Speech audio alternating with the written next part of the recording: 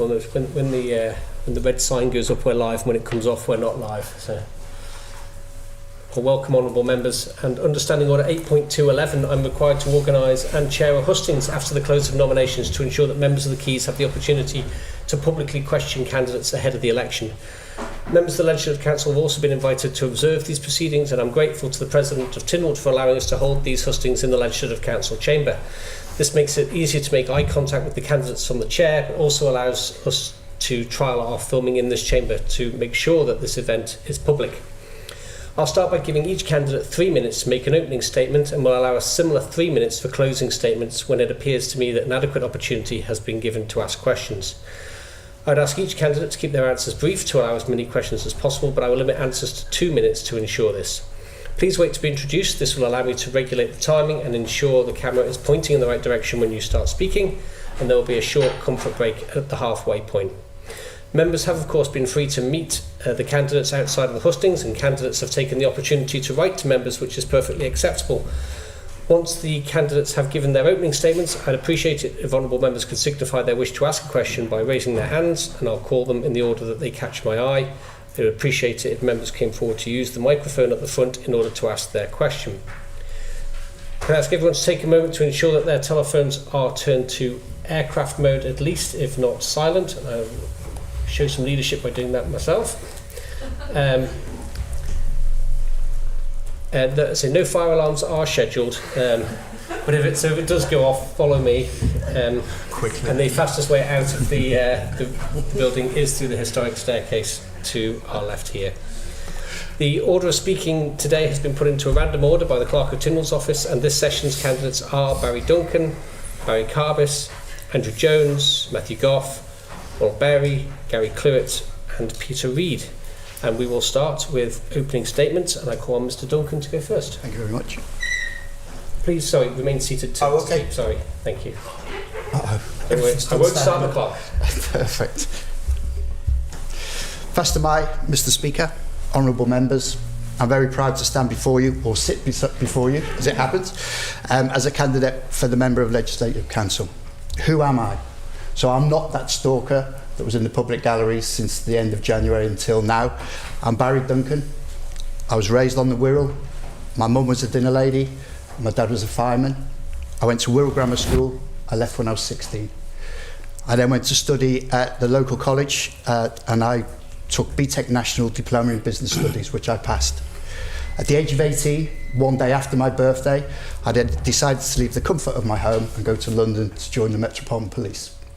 Over a 10-year period, I was taught many different skills, and I suppose I was born in the Wirral and I was made in the Metropolitan Police.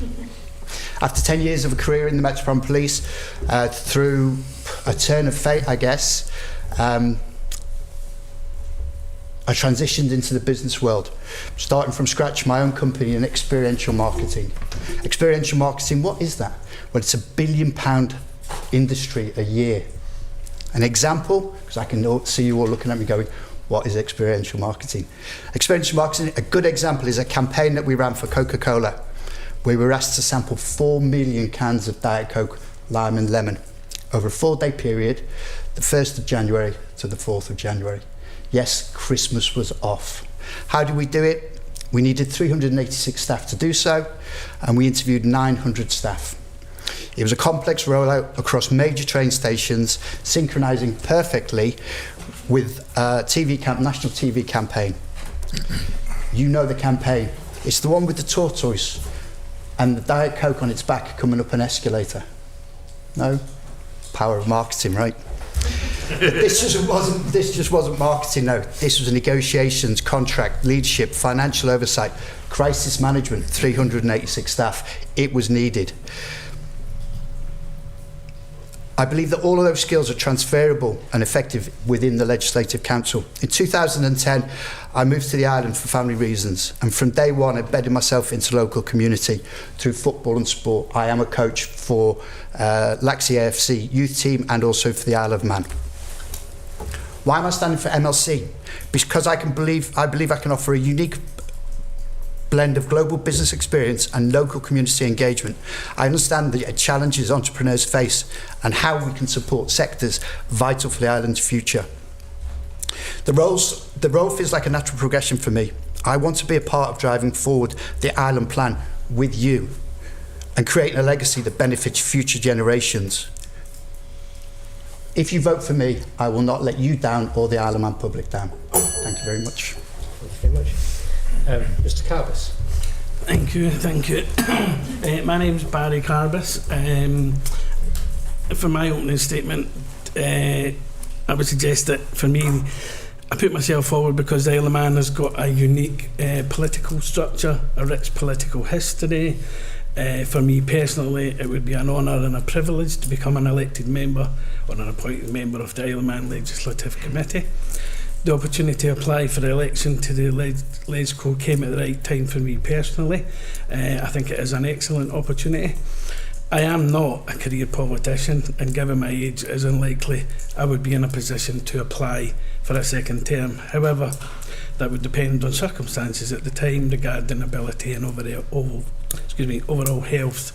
I would never rule anything out, however, as age on its own is not a barrier. Given the island's status as a self-governing crown dependency, there is a sense of autonomy and responsibility in ensuring that the whole island thrives and prospers while maintaining its unique identity. Being a LegCo member would certainly be an opportunity for me to have a direct impact on shaping policy and laws that affect all of the island's residents. Excuse me. Being a Legislative Council member is a role that requires a deep understanding of local matters, legal, economic and social issues, all of which I have an active interest in. Being a LegCo member would provide me with an ability to work collaboratively with other members and Tinwald members to guide decisions that support the well-being of the Isle of Man nation, which is after all our island community. I believe it would be a tremendously rewarding experience, allowing me to contribute to the island's democratic process and assisting to help create a fair and effective legislation through the scrutiny process. Becoming a member of LegCo would allow me the opportunity to jointly make a meaningful difference in overall governance and future of the island. For me, it would allow the opportunity to work both autonomously and closely with other members and island leaders to consider and tackle important issues like education, healthcare, housing, homelessness, environmental sustainability, and ensuring the island's long-term prosperity. Thank you. Mr. James. Good afternoon, Mr. Speaker, Chief Minister, Ministers, MHKs, ladies and gentlemen, and my fellow applicants. My name is Andrew Jones, and I'm honoured to be here for consideration for the position of Member of the Legislative Council. With over 45 years of experience in a highly competitive and regulated marine and cruise industry, I bring a wealth of technical expertise, leadership skills, strategic insight into this role. As a retired Chief Marine Engineer, I have managed billion-dollar assets, overseen multi-million-dollar budgets, ensuring efficiency, compliance and excellence. My work required meticulous strategic planning, whether optimising fuel consumption or managing large multidisciplinary teams, understanding the importance of accountability, value for money and delivering results under pressure. Beyond technical expertise, I bring a deep understanding of business, public health and environmental stewardship, as well as crisis management, from managing emissions to waste, responding to emergencies. I've consistently prioritised safety, sustainability and operational excellence. I'm also a proud supporter of renewable energy and understand the challenges the community face, including the rising cost of living and the importance of accessible opportunities for future generations. With a proven track record in navigating complex situations, mechanical situations, human-led, and a commitment to serving the Isle of Man, I am confident I can contribute in a meaningful manner to government and to committee work. My experience equips me to tackle challenges with a common sense approach, ensuring the needs of the Isle of Man, its people, are met now and for the future. I respectfully ask for your consideration and pledge to bring my dedication, expertise and 100% effort to this position. Thank you. Thank you. Mr. Goff. Fastamai, I am what you would call a true Manxie. My grandmother on my father's side is one of the Martins, a fishing family out of Ramsey, who I'm told can trace their roots back to the late 1600s, I believe. So we've been around for a little while. My reason for standing for election to the Legislative Council is simple. So I want to see the island move forward responsibly with legislation that allows us to prosper in an increasingly challenging global environment.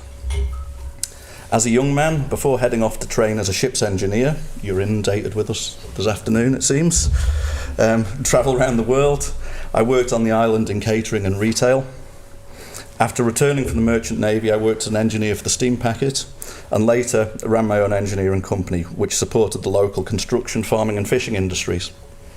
I've also worked in facilities management with hire companies, air conditioning, refrigeration and commercial cleaners.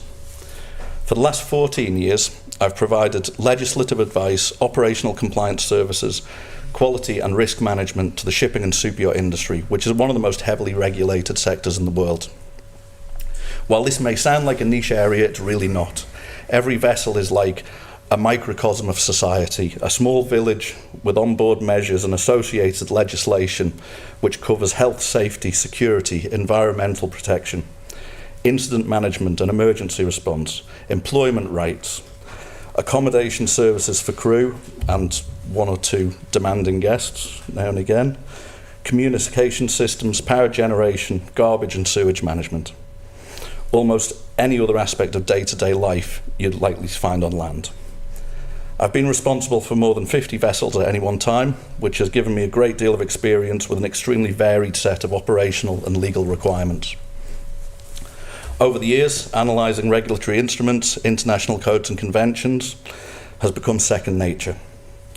I've advised UK government agency working groups on maritime code development and the Cayman Islands Shipping Registry on policy.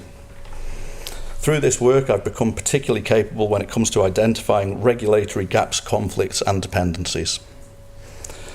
I've built a great deal of respect over the years with regulators, clients and my employers who have very kindly described me as a high-level problem solver who takes full ownership and accountability for his decisions whilst adhering to strict time limits and deadlines.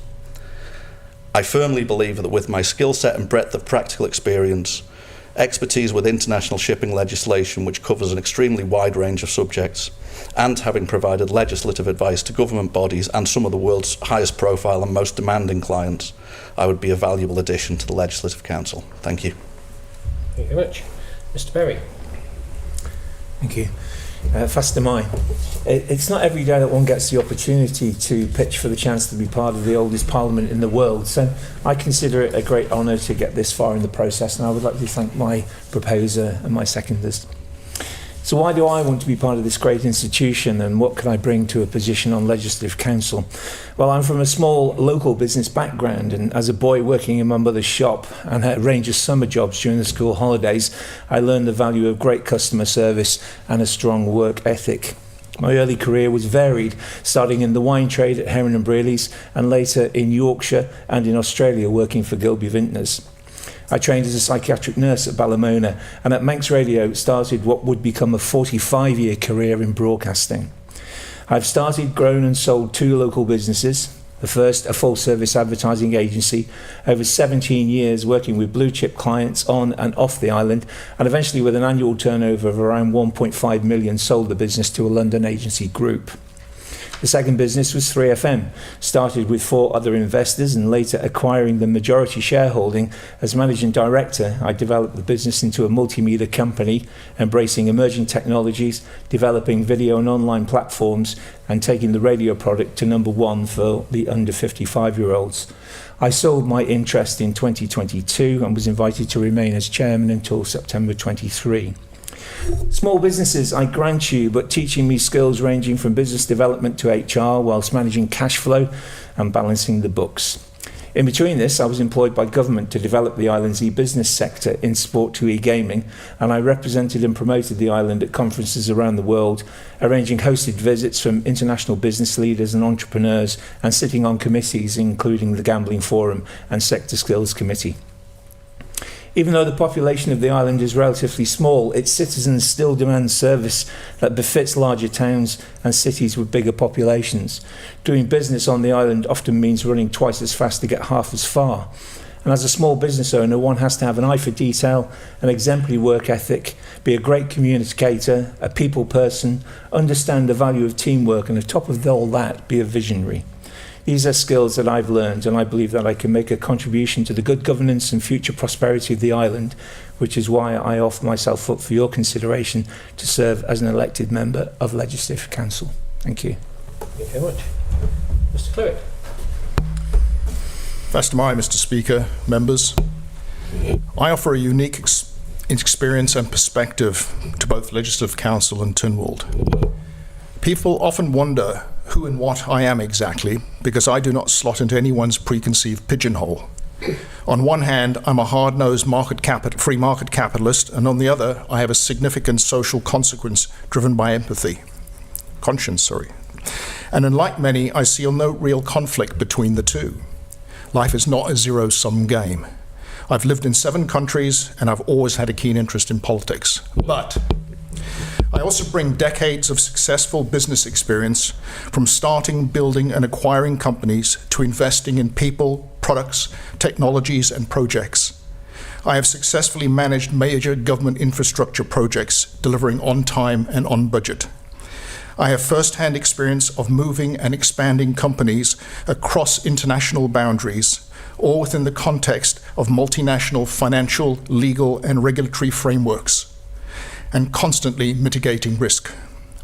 I'm able to navigate the worlds of small to large business, the shop floor to the boardroom, different cultures, different political environments, and I have survived and thrived through several economic, financial, and political crises that saw many of my peers fall along the way. Working with some of the largest corporations in the world, on large-scale, complex technical projects, I have learned patience and pragmatism, and to focus on successful outcomes despite barriers and the sometimes poor decisions made by my customers. I am most often successful when they are successful. I hold this to be true for my employees as well. They have always been instrumental to my success. I do not approach this role lightly. If I did not believe I could make some small difference, I would not be sitting here today.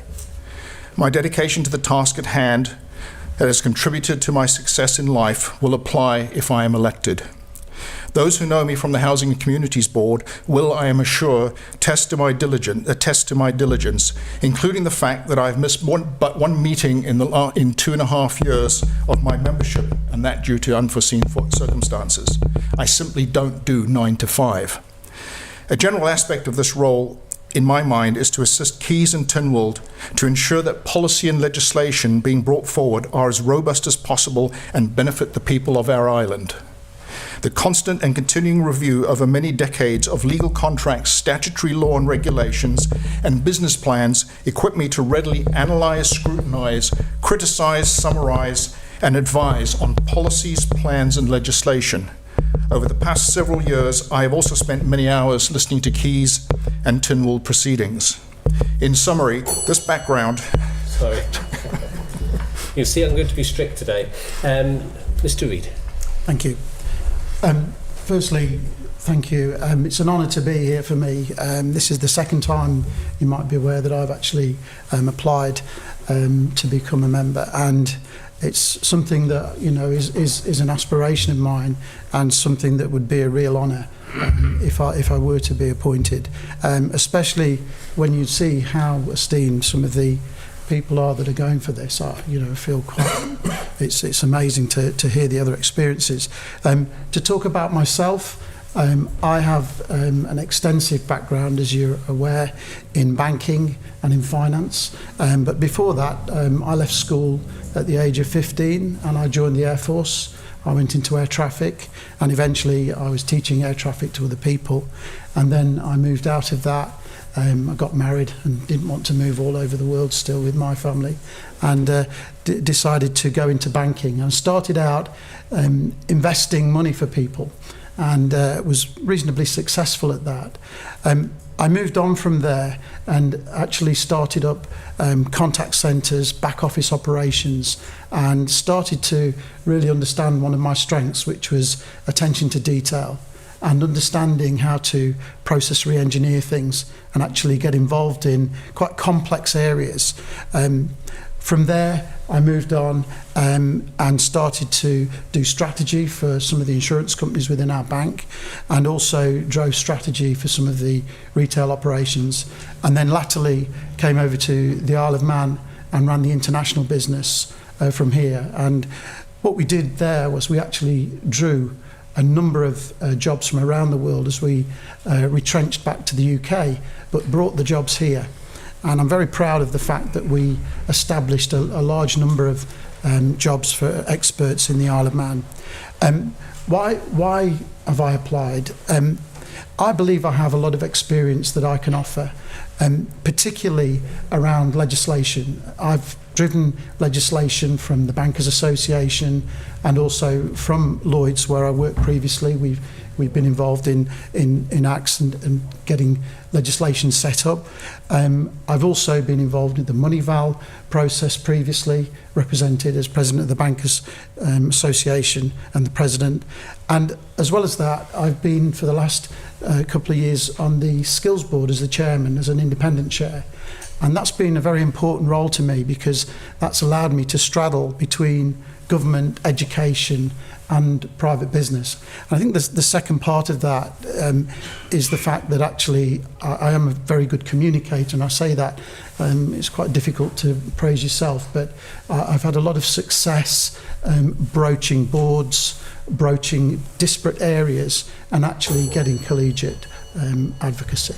Very much. Now we're open up to questions, and the first question on my list is Christian. Yes, Christian. Thank you, Chair.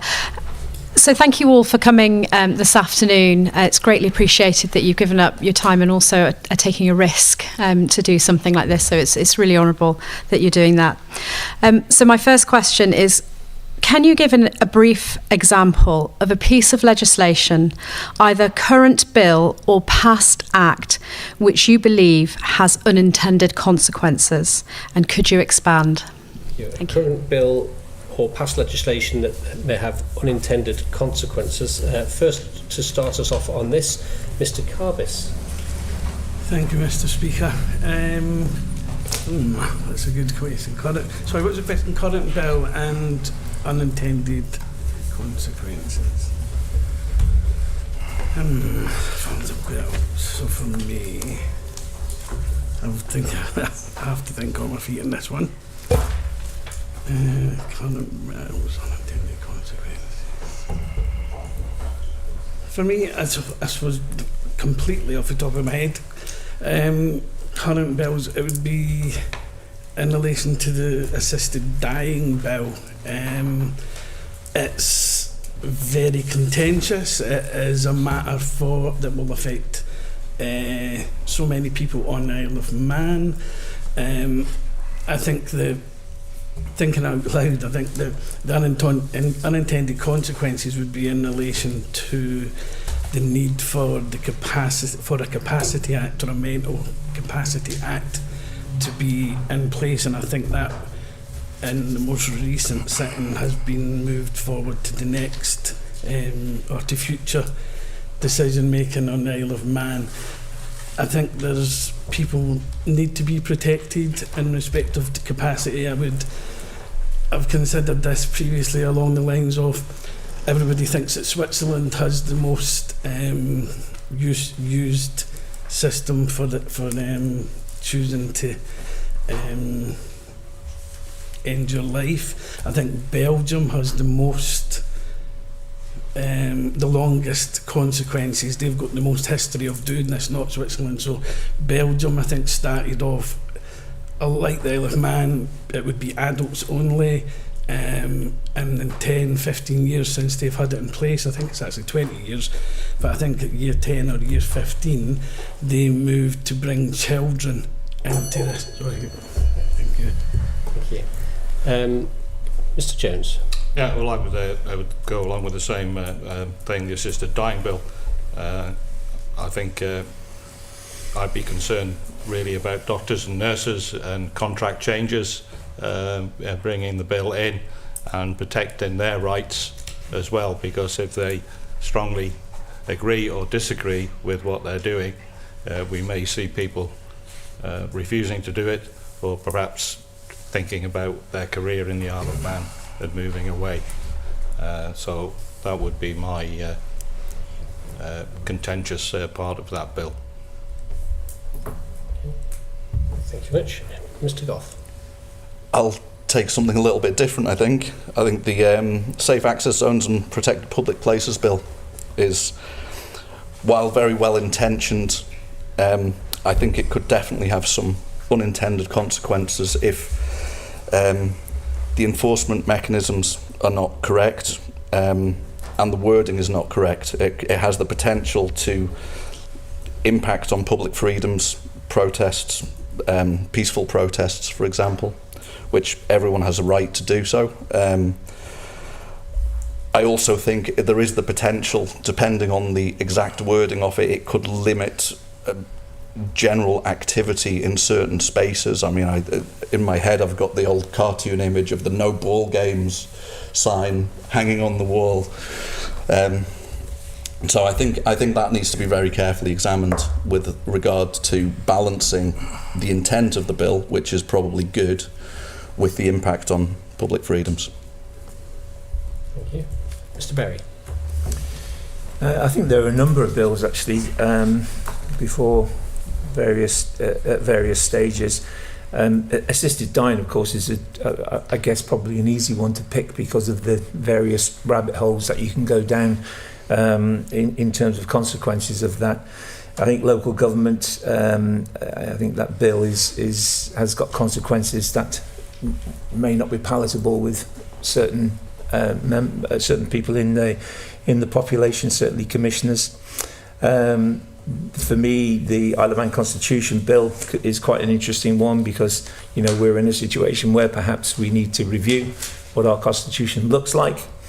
But I think probably for me, the Town and Country Planning Bill, I think in terms of unintended consequences, that needs a lot of scrutiny because, you know, we have a desire, or there is a desire to develop the island, and when one looks around, certainly around Douglas, there's quite a lot of planning that needs to be completed in terms of to make us look prosperous and forward thinking. Thank you. Yeah. Mr. Cleary. Well, this made it difficult. So, the safe access thing certainly has the potential to compromise civil liberty, so it needs to be very carefully drafted. I'm concerned about breaking triple lock and various other things around pensions. Not that we may not have to, but I'm concerned overall with making absolutely sure that our pension, our NI fund and that are protected at all costs.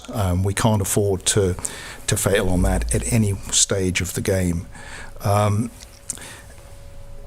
Assisted dying, clearly, I'm less concerned with that. My concern would be future changes that would come out, not necessarily in the existing legislation, although we have a huge challenge coming up with the regulatory framework and actual practicalities of how it's implemented still. And then, as Mr. Berry has already said, the town and country planning thing could have fairly severe consequences to our communities if it's not handled correctly, which is probably means through a lot of communication backwards and forwards between them. Thank you much. Mr. Reid. For me, for quite some time now, the Insolvency Act have been a problem area that I would suggest has had a lot of unintended consequences. For example, the way that a lot of the credit companies would actually view how much credit they would allow you on the island. and actually that restricts the amount of credit that we are allowed here. I think that is in need of a change, and I know that's been going through some changes for a number of years now, particularly to help the tax office create reciprocal agreements with the UK. But we really need to move that on now, and I think part of the unintended consequence of that is that it does restrict capital on the island, and it does actually sometimes prevent the flow of monies into the island. So that would be my main one. Thank you very much. Mr. Duncan. Thank you for the question. And I'm glad he went first. I have to be honest. I was told to stay away from this is a dying bill when it came to those questions. But I think at the moment it's a current bill that is widely considered and thought of, and could have unintended consequences. Do I think it's right or do I think it's wrong? I think it's an emotive subject that you all have worked hard with, and the Legislative Council have worked hard with, to come and put a bill in front of the world, so to speak. We will have the eyes of the world on us when this bill gets pushed through. The consequences of that, I think, will remain to be seen. But I think that the fact that we've been forefront in the United Kingdom of pushing this bill forward is very progressive in what we want to do with the island. Do I agree with it or I don't agree with it? It's up for a further debate. Yeah. Thank you very much. Okay, next question is in the hands of Mr. Glover. Gurumai Lauder. We've heard a lot about government efficiency in recent times. What does that mean to you, and how would you enable that? Government efficiency, what does it mean and how do you enable it? First on this one, Mr. Jones. Well, I would like to see each department run more like a business, with a breakdown of the actual operating costs, where one department, say health, has a budget, yet we find out that another Department of Infrastructure pays for the ground rent and the electricity, etc. So you're not getting a true cost of how much each department is costing to run. And I think if we could dig down into the figures, that each department was run more like an efficient business, then we could look at the figures and we could delve into where money's being spent, where it's we could look at the where it's actually going to, delve down and interpretate the figures and what have you. It's all very well saying that we're overspent on in the health budget, but what part, which bit has cost us so much more money to run than perhaps other parts. I appreciate what you say, that we're overspent in health, but without having decent figures to look at, to delve down, and the department not running completely internally, but that's where I think the efficiency can be made, by having it run more like a business with proper business figures. If you were running a business and you presented your figures in such a manner to the tax people, they'd have your accountants, your chief financial officers wouldn't sign off on it. So I think if we looked at running them more like a business, each department, we could certainly look at where we could make more savings. Thank you very much. Mr. Goff. Efficiency. I love efficiency. Digitisation, digital transformation. We're at the birth of artificial intelligence. That's where the biggest efficiency savings can be made. I'm a big proponent of AI. I've attended all the sessions that Digital Isle of Man have put on. An analysis of how much work in each area is pure process and administration, because that is where the digital tools can take all of the work out of it for people, and that can then allow people's time to be spent on the tasks that require human input. If we can take the grunt work out of the administrative processes for people, then it allows people to provide better value across the board. And I think looking to adopt this, there has to be a definite focus that you have to look at it in terms of value rather than cost when you're looking at the implementation of digital solutions and potential artificial intelligence integration. Thank you.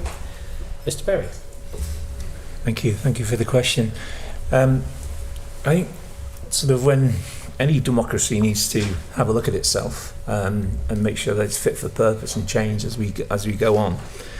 I think one of the key roles of government is to enable the private sector to flourish, and I think sometimes the government here gets too involved in too many things rather than being a facilitator.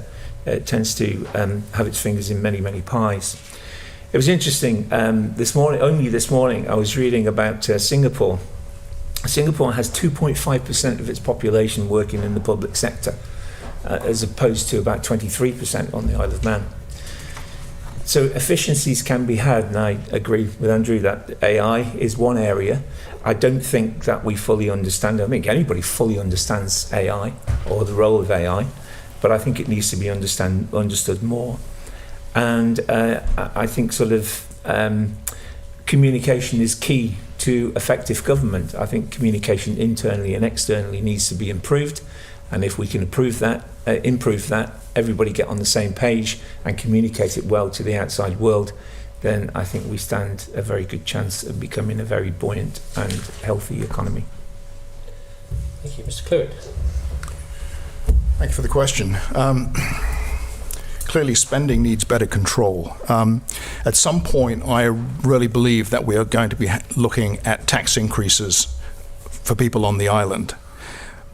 But the public are never going to accept increases until they are satisfied that the government is running reasonably efficiently and cost effectively. So we need more numbers, hard numbers regarding headcount and expenditures, and a lot more deep diving in and analysis into the Pink Book. I think we need to look at flattening the civil service. I think there are too many layers between the top and the bottom. We need to look at the government estate, especially leased premises.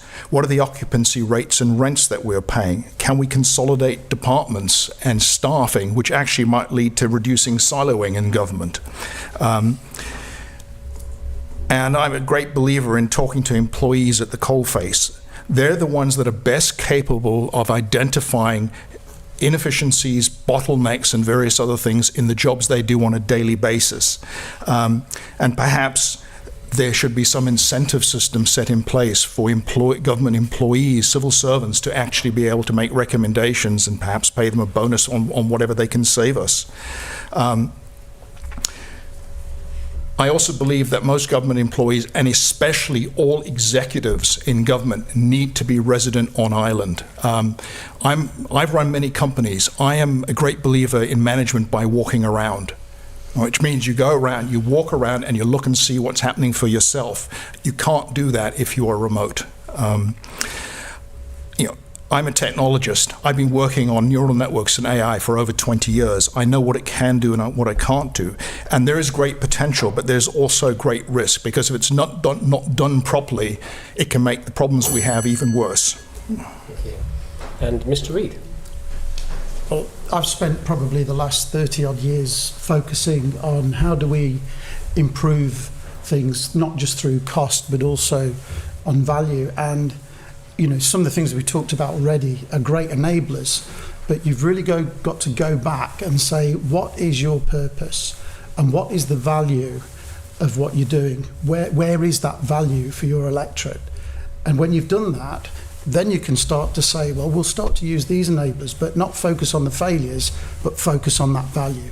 Whenever we've done that in businesses I've been in, we've not only brought people along with us, but we've had great success in turning businesses round, but also turning really difficult problems round. And I think we've got to look at that value. That's the start point. If you focus on failure, it's a bit like the cartoon where you push the bump down here and it pops up over there. It's a waste of time focusing on failure all the time. And what we need to do is really go back to what is our purpose, where is our value and how do we enable that value.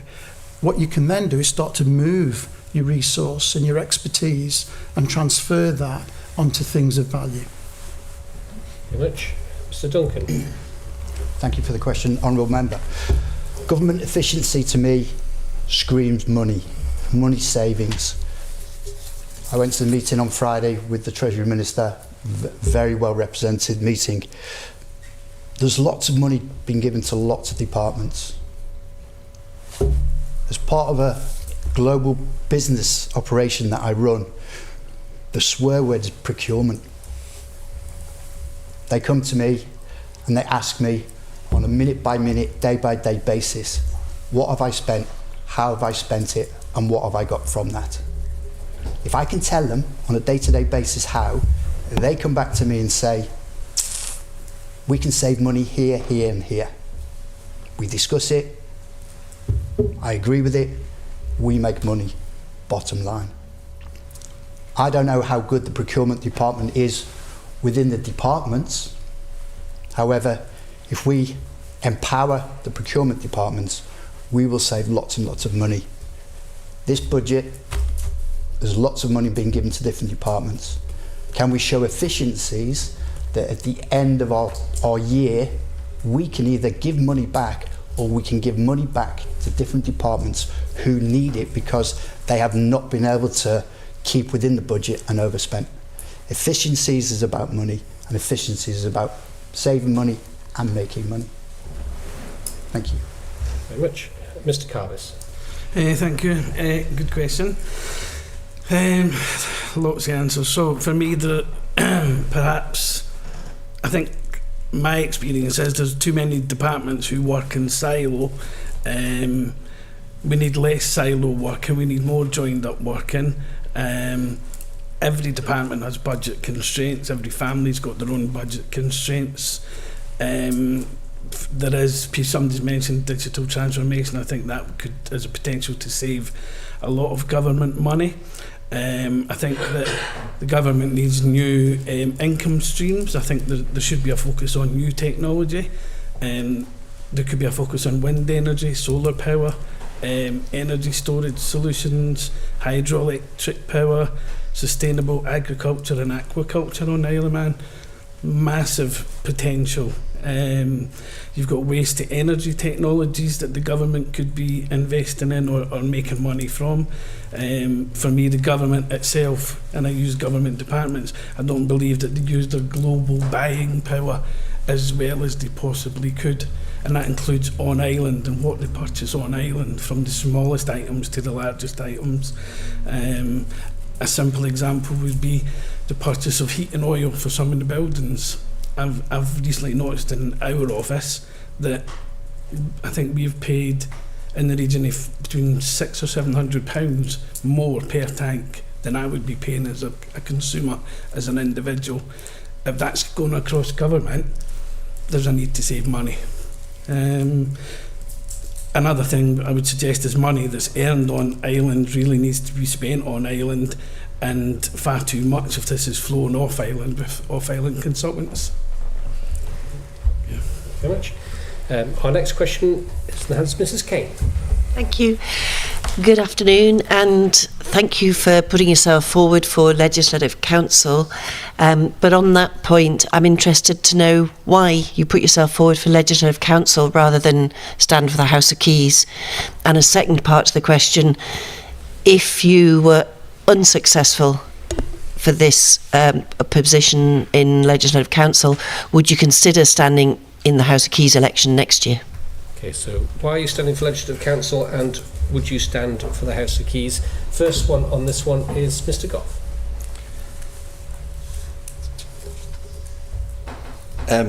So, I'm standing for Legislative Council. It's purely on my skill set. I'm an auditor.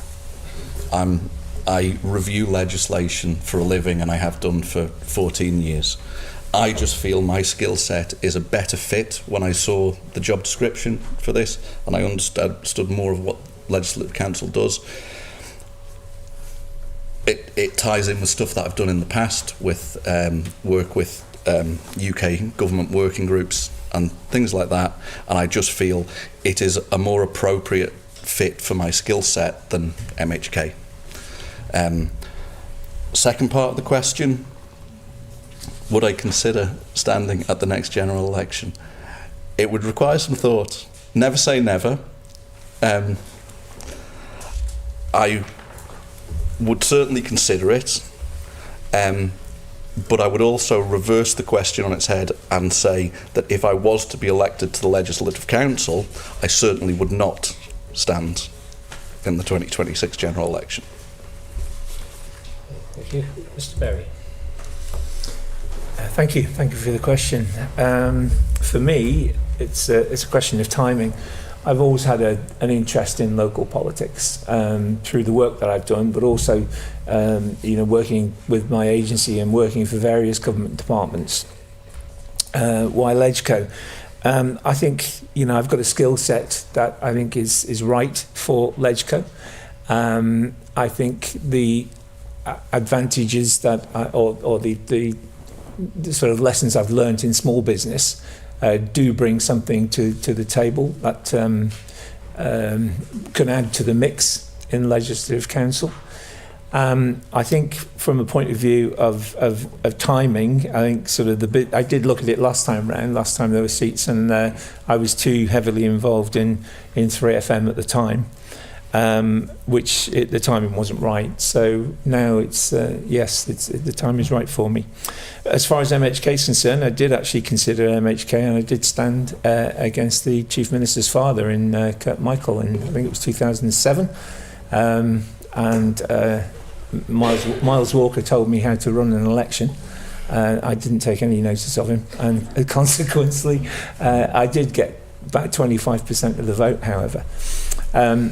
Would I do that again? Is MHK right for me right now at my time of life? I don't think so. I think it's a big job. It's a massive job. I think you've got to, to balance constituency work with actual work in the Keys and work in Tynwald. And for me, I just haven't got that bandwidth, I don't believe, for MHK. But certainly when it comes to MLC, have the time and the dedication and the experience to offer the role, I think. Thank you very much. Mr. Cleary. Thank you for the question. At this stage of my life, I'm more strategically and structurally focused, I guess. Constituency work is critical, but it's far more operational, dealing with the day-to-day constituting issues. I'm far more focused on doing things sort of behind the scenes. I enjoy reading legal text, legislation, legislative history, and looking for holes in consistencies. I just relish the understanding it brings. I'm being told I'm too passionate to be an MLC and I should go for MHK. I don't agree. If I don't have passion for something, I can't take it on. Simple as that. I have to believe that what I'm doing is worth doing, otherwise there's no point. If I don't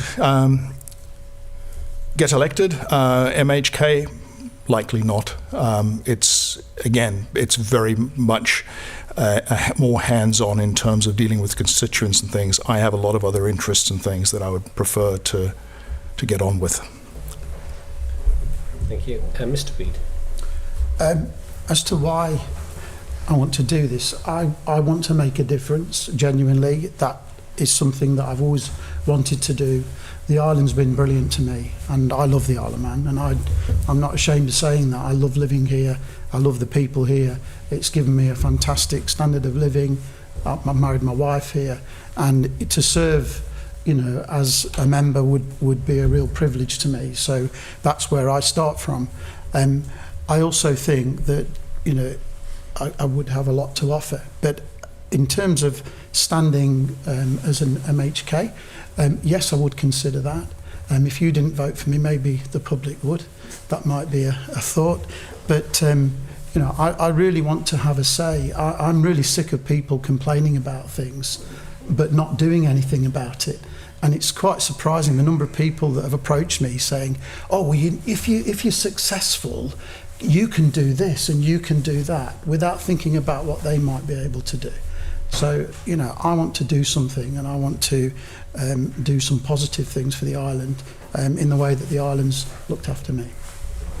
Thank you very much. Mr. Duncan. Thank you for the question, honourable member.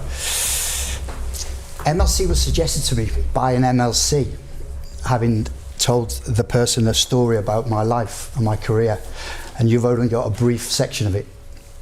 It's a book. But it comes down to what everyone else has said.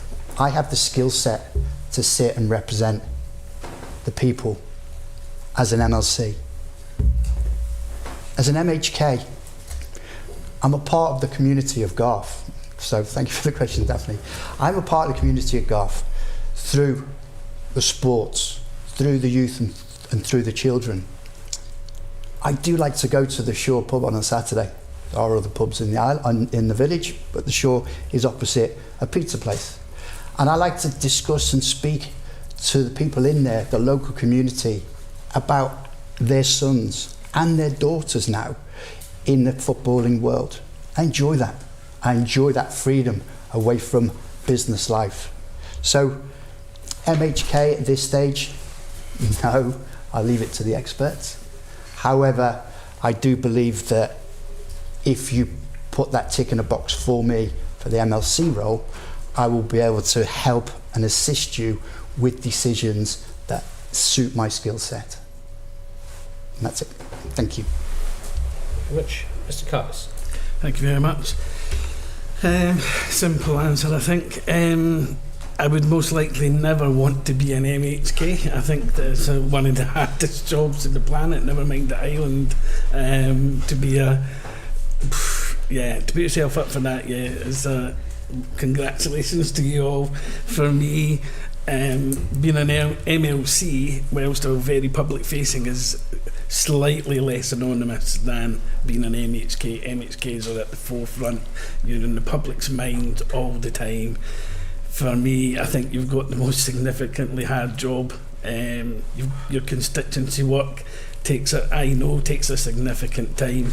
It's all-consuming. It's almost 24 hours a day. You get no rest. I wouldn't say peace. You get no rest, I don't think. For me, no, I wouldn't want to be an MHK.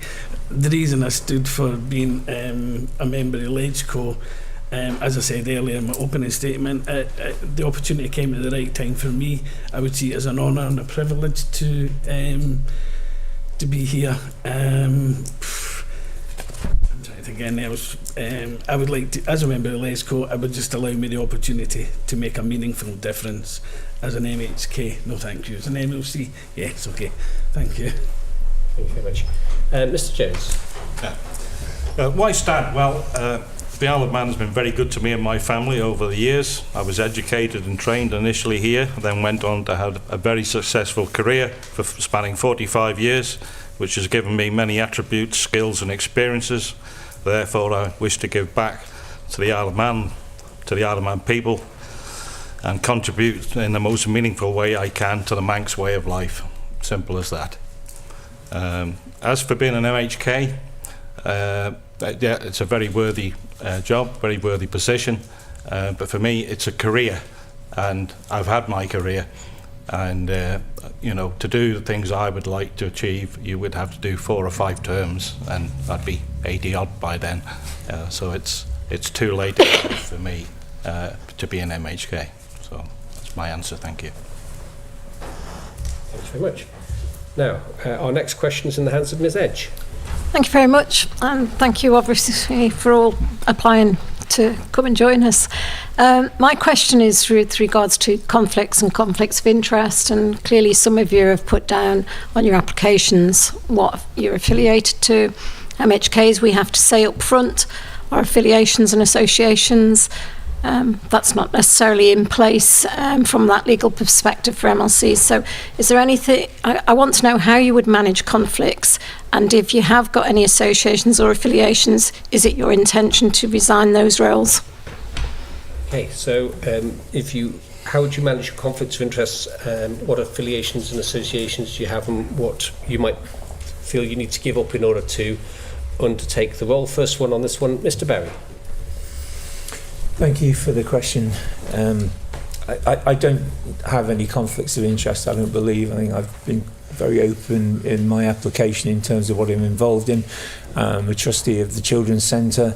I have a couple of non-exec directorships. I'm involved very much at an arm's length with my wife's business. I think for me the role of an MLC is very much a full-time role, and then some. And I don't think that anything else should stand in the way of that. I would resign anything that felt as though it was a conflict of interest, but I don't feel as though at this stage that I do have any to declare. And as I say, would dedicate full time to a member of the Legislative Council. Thank you very much. Mr. Cleary. Thank you for the question. I already have a disclosure on file with the government as part of my role in the Housing Communities Board. I have already filed disclosures. I have no interests that would conflict with my being able to be an MLC, and if there were any, I would certainly disclose them and potentially would recuse myself if there was an actual conflict of interest. But at this point, I don't see any things. Most of my roles are part-time. For example, I've recently been elected as a trustee of the British Beekeeping Association, but those are mostly meetings on weekends and evenings, and I own interests in property development companies, architectural companies, but again, I'm not actually doing any of the work. I'm primarily the financier for these operations. So that's. Thank you very much. Mr. Reid. I've got lots of conflicts. I sit on the board of the FSA, which would immediately be a conflict under the AML guidelines. Also, I'm the independent chair of the skills board, so I would have to stand down from that. I'm also a member of a number of committees, so the London Institute of Banking and Finance, I'd have to review that, possibly take advice as to whether I would need to stand down from that. I'm also an ambassador for the Institute of Directors. I would expect to have to stand down from that. So I would be giving up quite a few of the committees and non-exec directorships, but I think that would be the right thing to do. And hopefully that would also then free up some time to maybe become more involved in some of the government committees, which I would really value. Thank you very much. Mr. Duncan. Thank you for the question. So conflicts, over the last 27 years, I've employed over 10,000 staff globally. It's a conflict a day, okay? One of our straplines for my company is #no dramas. Every day is a drama. How do I deal with those conflicts? Those conflicts are dealt with by communication, open communication, discussion, and coming to a very, very sensible ending of that discussion. It works. People do like to work for me because of my openness and my straightforwardness and how I deal with everything in a very simple manner. Do I have conflicts for this role? Yes. I own a company, a theatre agency, which is registered here, which at the moment I'm in talks with a global marketing company as a joint venture to go and help them across the world with their staffing issues. That's very early stages.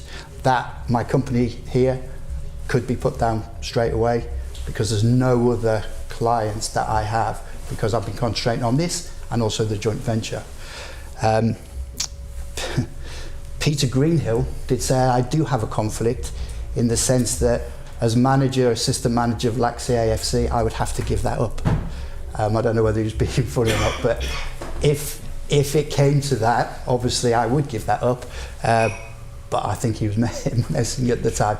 And the only other committee I'm on, again, is LACSI AFC. So there's no other conflicts apart from the two business interests that I have, and they're very easy to put down. So there'd be no further conflicts.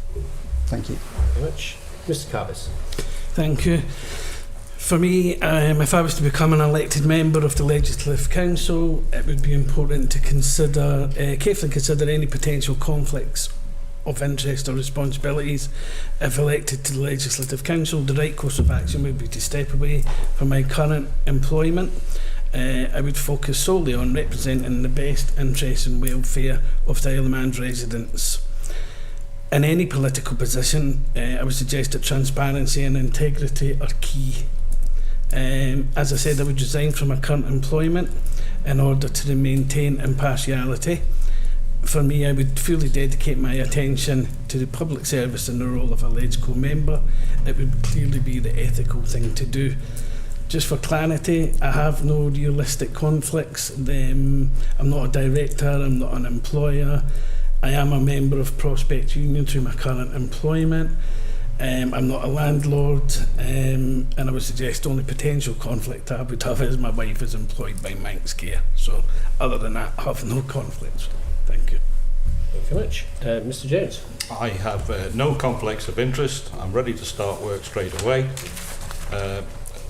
If I suspected there was a conflict of interest or anything, I would seek advice from whoever in the House and go from there. Thank you very much. Mr. Goff. Similarly, I have no conflicts at all. I am a member of certain institutes, the Institute of Marine Engineers, Science and Technology, the Chartered Quality Institute and the Institute of Risk Management, but that's only as member status. I have no direct involvement with the running of them in any way. So I don't think there would be anything that I would need to resign at all. I'm also very conscious of this area, core values of registered auditors and quality practitioners are objectivity, accountability, transparency and integrity. So I try to embody them in everything I do. Otherwise I'd be jeopardising my registration with the institutes that I'm a member of. Thank you. Thank you very much. The next question is what I managed to get away with this morning, so I'm going to repeat it this afternoon. What are your thoughts on the Manx budget process and how would you improve it, if at all? And first up on this one is Mr. Cluett. Oh, thank you.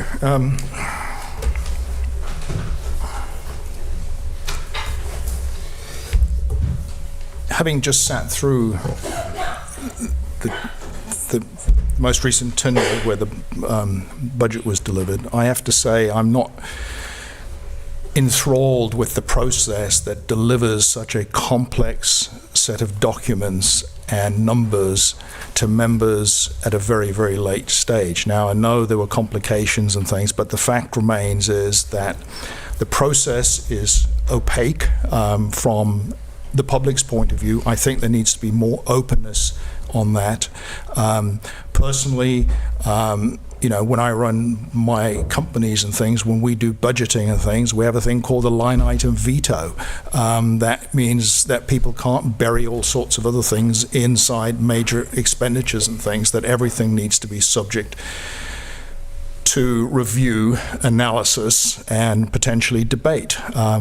Yes, it would probably slow down the approval process for budgets, but perhaps the budget process needs to start a bit earlier.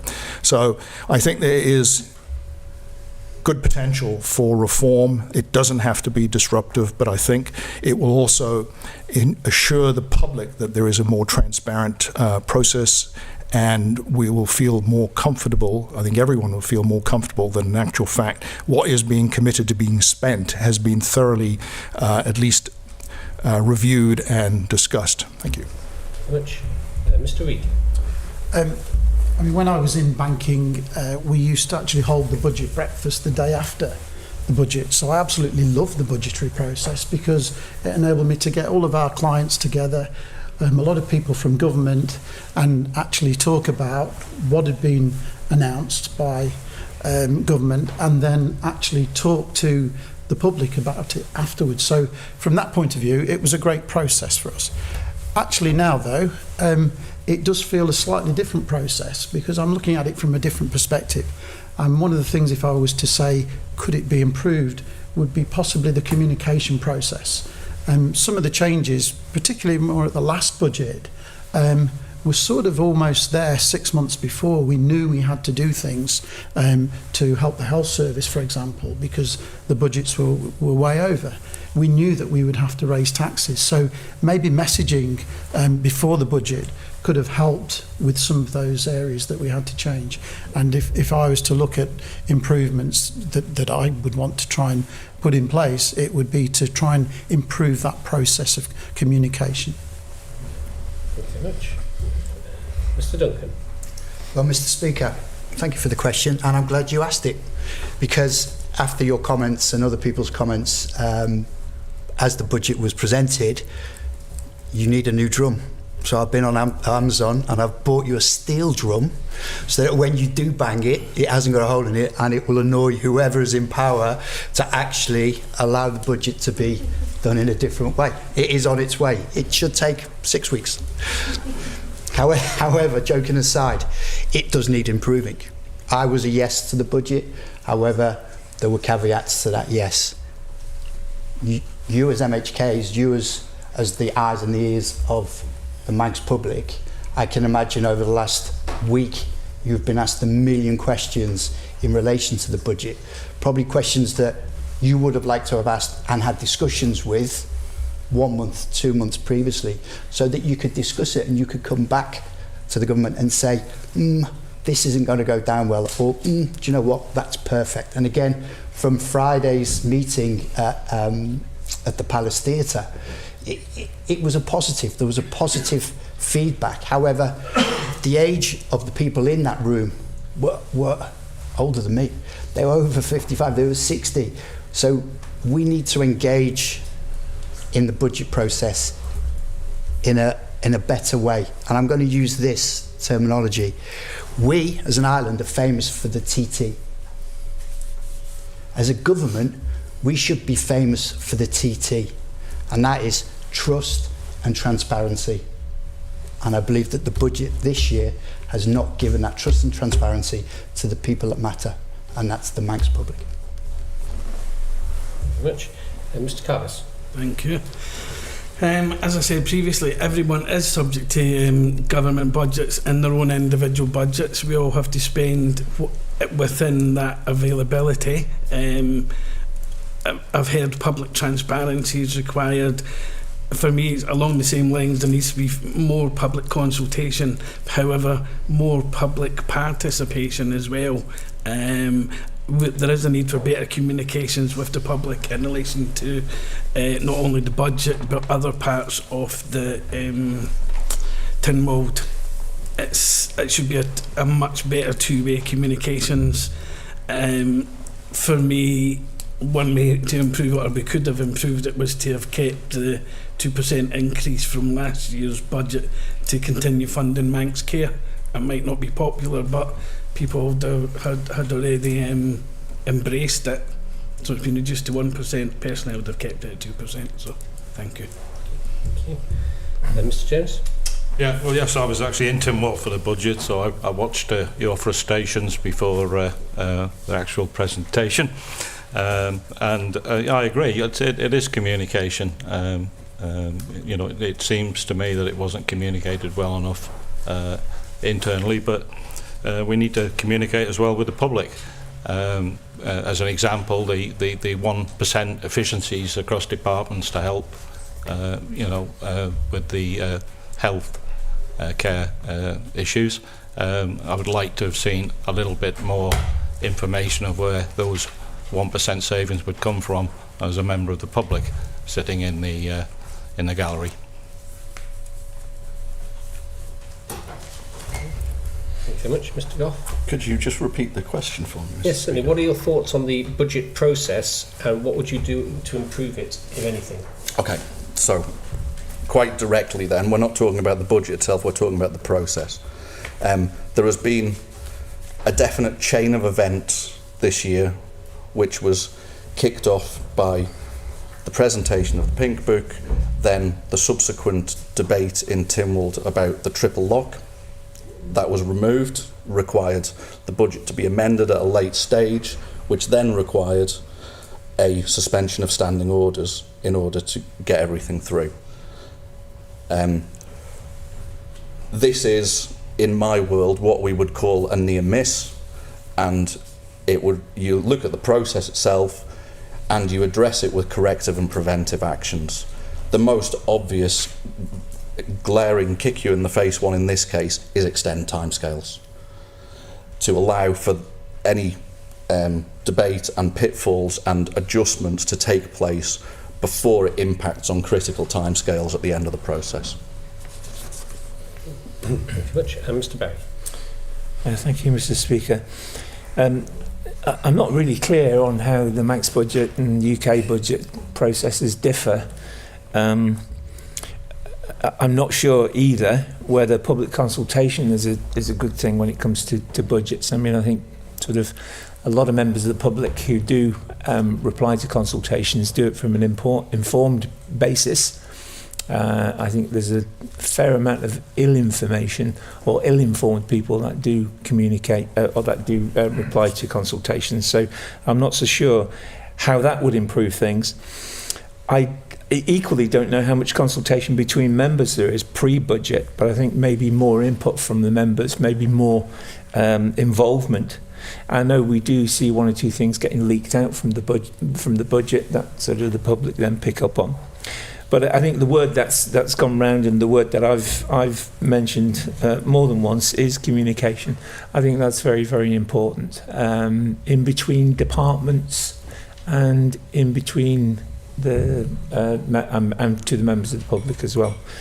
So I think that would improve the process. Other than that, I'm not really sure. I think it's always a bit of a surprise for people when they actually hear the budget speech being delivered for the first time. Very much. Now, our next question is in the hands of Ms. Farragut. Goramai Lorida and Fastamai to all the candidates. Thanks for all of your responses so far.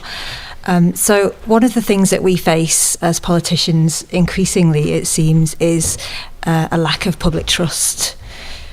What steps do you think you would take to strengthen public trust in a legislative council? Thank you.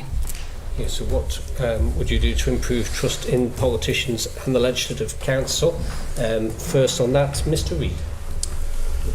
I think it goes back to what I was saying before about what's our purpose and where is the value in what we're doing. And if that's made really clear right from the off, I think that that engenders trust, because people know what you're about, they know what you want to do.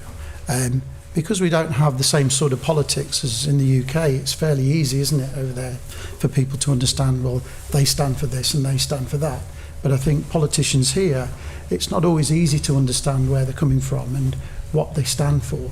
So the first thing for me is making that really clear so that our electorate understands exactly what you stand for, what your purpose is and what you're focusing on. And I think starting from that, it's then a gradual process of winning trust. It's not something that you get overnight. It's a cultural thing. And I think, we do have a very sceptical public. And, I mentioned before the number of people that have approached me and said, oh, this should be changed and that should be changed. It's incredible, the amount of interest you get. But I think we need to start back at basics again and be really clear about what we're about and what we want to achieve. The really good thing is we've got a strategy for the island, and that needs to be used a lot more, I think, in terms of when we communicate, how do we communicate against the success of that?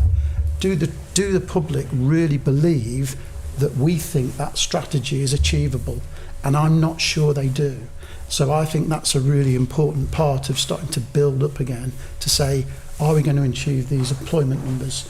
Are we going to achieve these numbers of people coming over to the island? Thank you very much. Mr. Duncan. Thank you, Honourable Member, for your question. Lack of public trust. The public is split, no matter what country you're in relation to what the government does, because you never can get it right. Now, for me, in the role of MLC, it's about education. How many people, because I obviously I watch and listen to the public, certainly their outcry about the MLC, but do they fully understand the importance and the role that the Legislative Council take in helping the government in pushing through the bills and being their eyes and their ears in theory. No, they don't. So there needs to be an education, if the public wants it, to tell them the roles that you do in the departments. I've seen it myself, and it came as a shock because you guys do a hell of a lot of work. I don't even know how you're here today. However, it is about education, but it's all about communication. You know, through my business life, there are times I need to tell a client the bad news. But if I don't tell them the bad news, and I try and hide behind a pillar, or I hide behind it by saying nothing, it will come out and the lack of trust will start. Even the bad news needs to be told to them. Look, this is the bad news. I'm going to say the triple lock will change. Hopefully it won't. But this is the bad news. But you know what? As representative of you guys, members of the public, this is the solution. We can't change that because that's happened, but this is the solution. Yes, you're giving them bad news, but you're also giving them a little bit of faith that you're working on their behalf to make it right or come up with something that might work in the future. So, thank you. Communication, sorry. Mr. Carvis. Thank you. Yes, so quite rightly, I would suggest that there is a need for stronger voter engagement in all of Tynwald's processes, including the MLC role.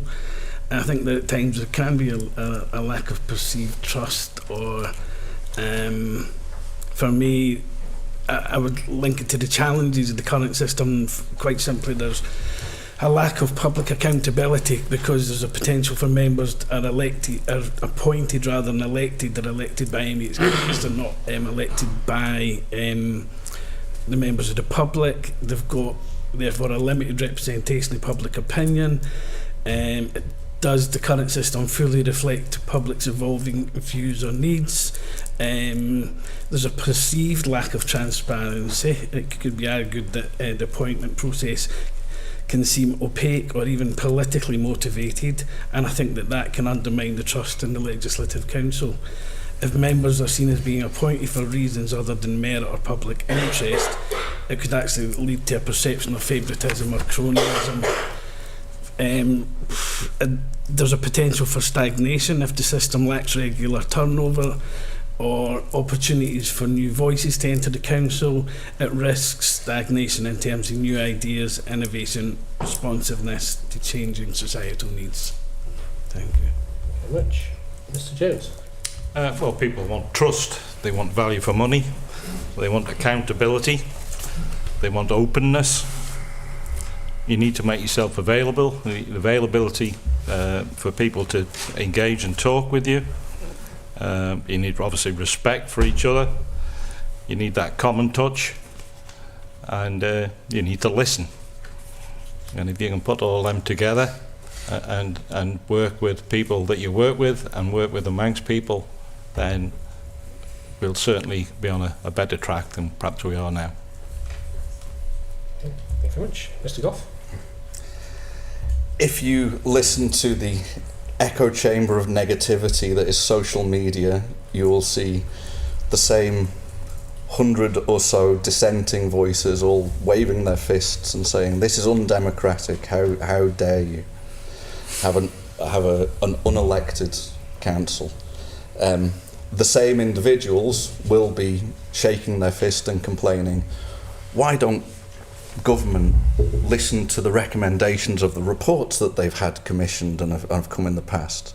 So you get an imbalance there. If you are to look at the report that's been commissioned, particularly the one from Lord Lisvane, he is very, very conclusive that the MLC should not be elected by the general public, as it may change the balance of power.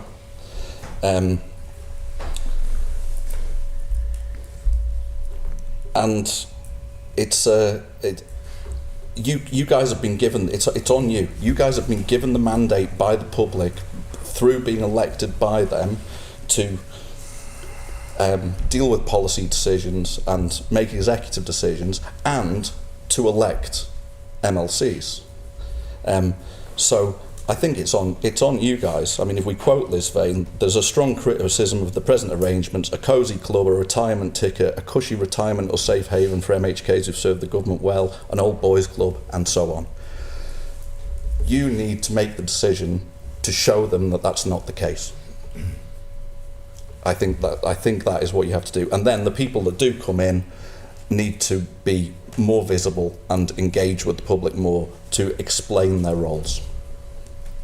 Thank you very much. Mr. Berry. Thank you, and thank you for the question. The question of public trust, I think from an MLC's point of view, you haven't got the same communication or the same engagement with the public as you do as an MHK. So I think there's probably a great misunderstanding of what the role of an MLC is, actually. I don't know whether the public fully understand what an MLC does, and to be perfectly honest, I don't know whether there's quite a lot of them who don't care, to be honest. I think because we don't speak to the public, that role doesn't actually sort of get defined too well in the public space. Social media is a terrible thing and can be a blessing and a curse. Is there room for an online government TV to communicate? Because we'll come back to that word communication. That seems to be the word of the day, communication, and it is important, very important that it improves. The actual structure that we have in the Isle of Man has been, if you like, Lord Lisvane was very complimentary about it. I think it does serve a purpose, and I think in terms of improving it, again, it comes down to communication, good communication, and understanding exactly what an MLC does. Thank you. And Mr. Clewitt. Thank you for the question. I actually think the public view of MLCs is probably even more negative than MHKs, quite frankly, and it's basically down to a complete and utter lack of understanding from almost anybody about what that role is. But yeah, it goes back, it's a communication issue, and to some extent I think it's incumbent upon LegCo itself to try and address some of those issues. How do you do this? I mean, I got harangued in Birmingham Airport about 3 weeks ago for 5 hours because the flight was delayed by somebody who was on and on and on about the outrageous sums of money that MLCs are paid for doing 12 hours work a year. Because they heard something on the thing about 1 year, something, that's all they sat. All they see is the public, theatre that when you're sitting in session, they don't see that all of the work, the real work, goes on behind the scenes. So how do you address that? I mean, for starters, if I am elected, what I will do and will encourage others to do is publish my diary of every meeting I attend, how long they take, what you're actually doing, in an effort to at least publicize to the public that we are not just sitting back and reading the newspaper and playing games on our computers and things. So I think it's a real issue. I think another potential opportunity is for members of the Legislative Council to show up at MHK's surgeries to at least answer questions and perhaps provide some background about what you do and things like that. So I think there are ways that do it, but again, it does come back down to being able to communicate more effectively with the public about what LegCo actually does and what it represents. Thank you very much. I think it's about the sort of the halfway point, although we've actually got to 6 questions so far, so I will just suspend things at that point, let everyone just take 5 minutes. We'll commence just before past, so if everyone would like to just take a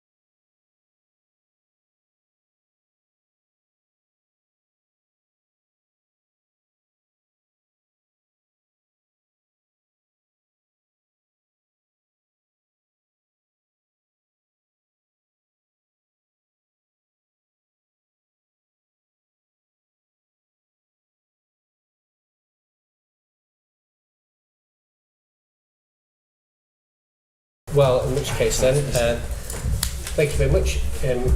And we will continue our next question, which is in the hands of Mr. Johnson.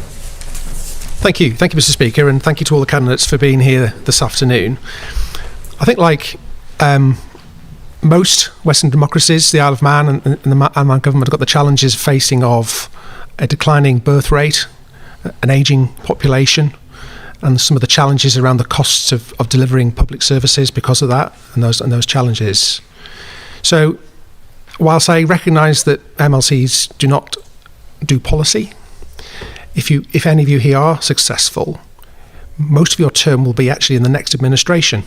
So I would be interested to know how you felt going forward about those areas, what the shape you would like to see government take going forward, and those priorities that you see are important.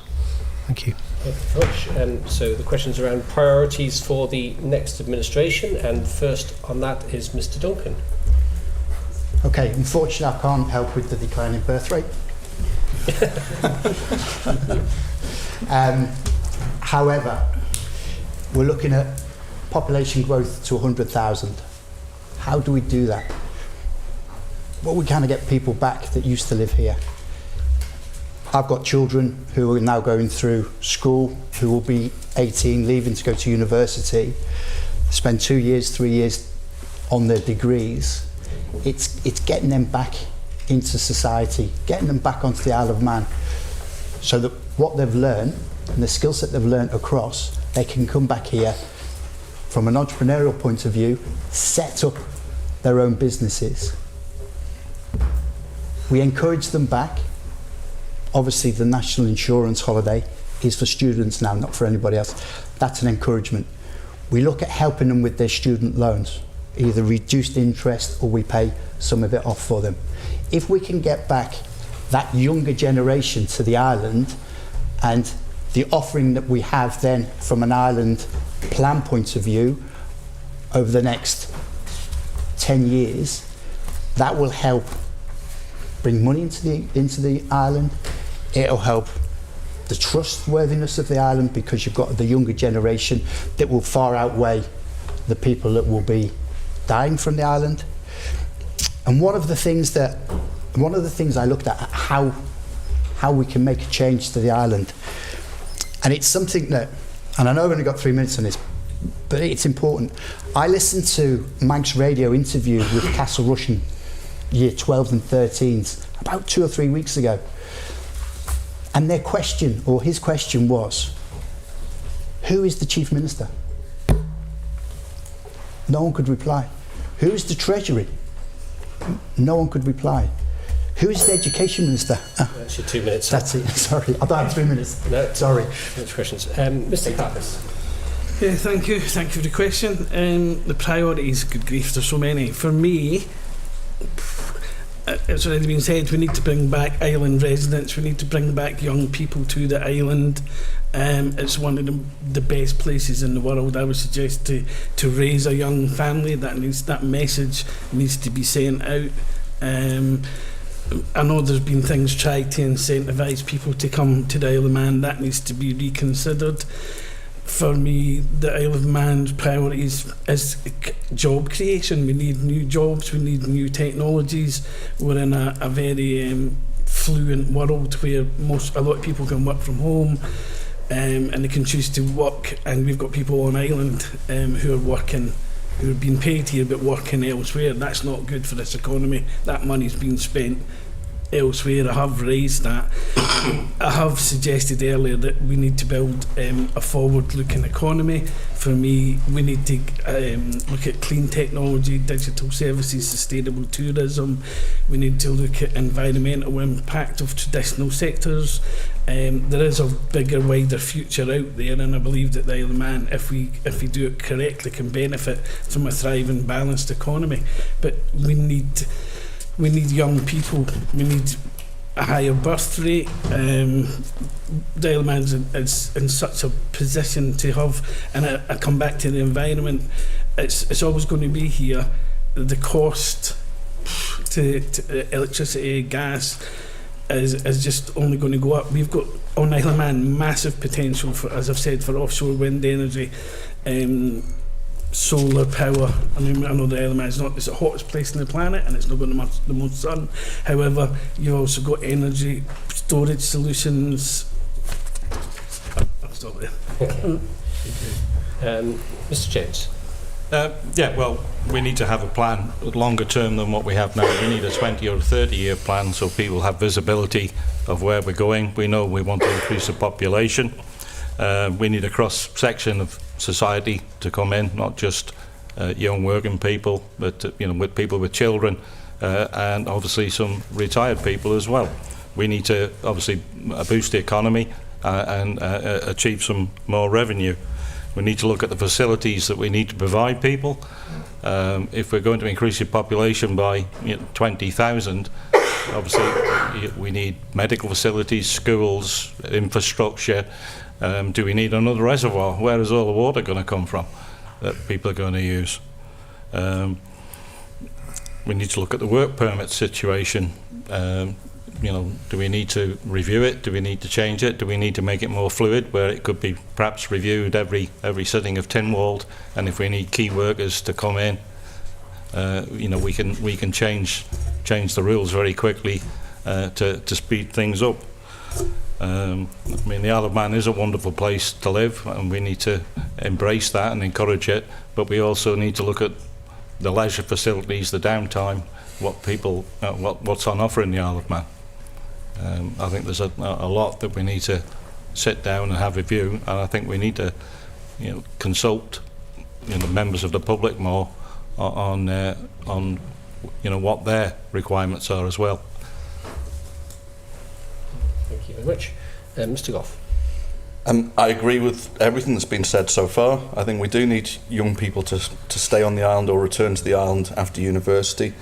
I don't believe they are going to do that without addressing some of the key issues that are actually already outlined in the island plan. Housing, vastly important. Why would you return to work in a junior position and get paid junior position wages when house prices are through the roof? If there isn't affordable housing, people are in a perpetual rent loop and they're not going to progress through life. The younger generation, we need the transport and connectivity, the steam packet and the air routes. There is a vicious circle, and I know it from having two older teenage children, where I say to them, why do you not want to stay on the island? They say, oh, well, there's nothing to do. And I say, well, but drill down into that. What do you mean there's nothing to do?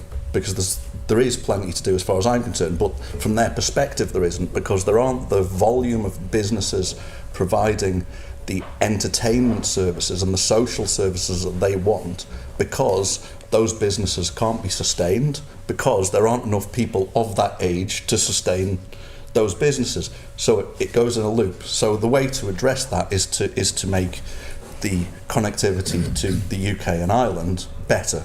I think we've got a real opportunity to do that over the next 12 months with the revision of the Sea Services Agreement with the steam packet, which I think could be a real cornerstone of improving things in that area. And I think, harking back to an earlier question, efficiency across the board, whether that's digital transformation or otherwise. Thank you very much. Mr. Berry. Thank you for the question.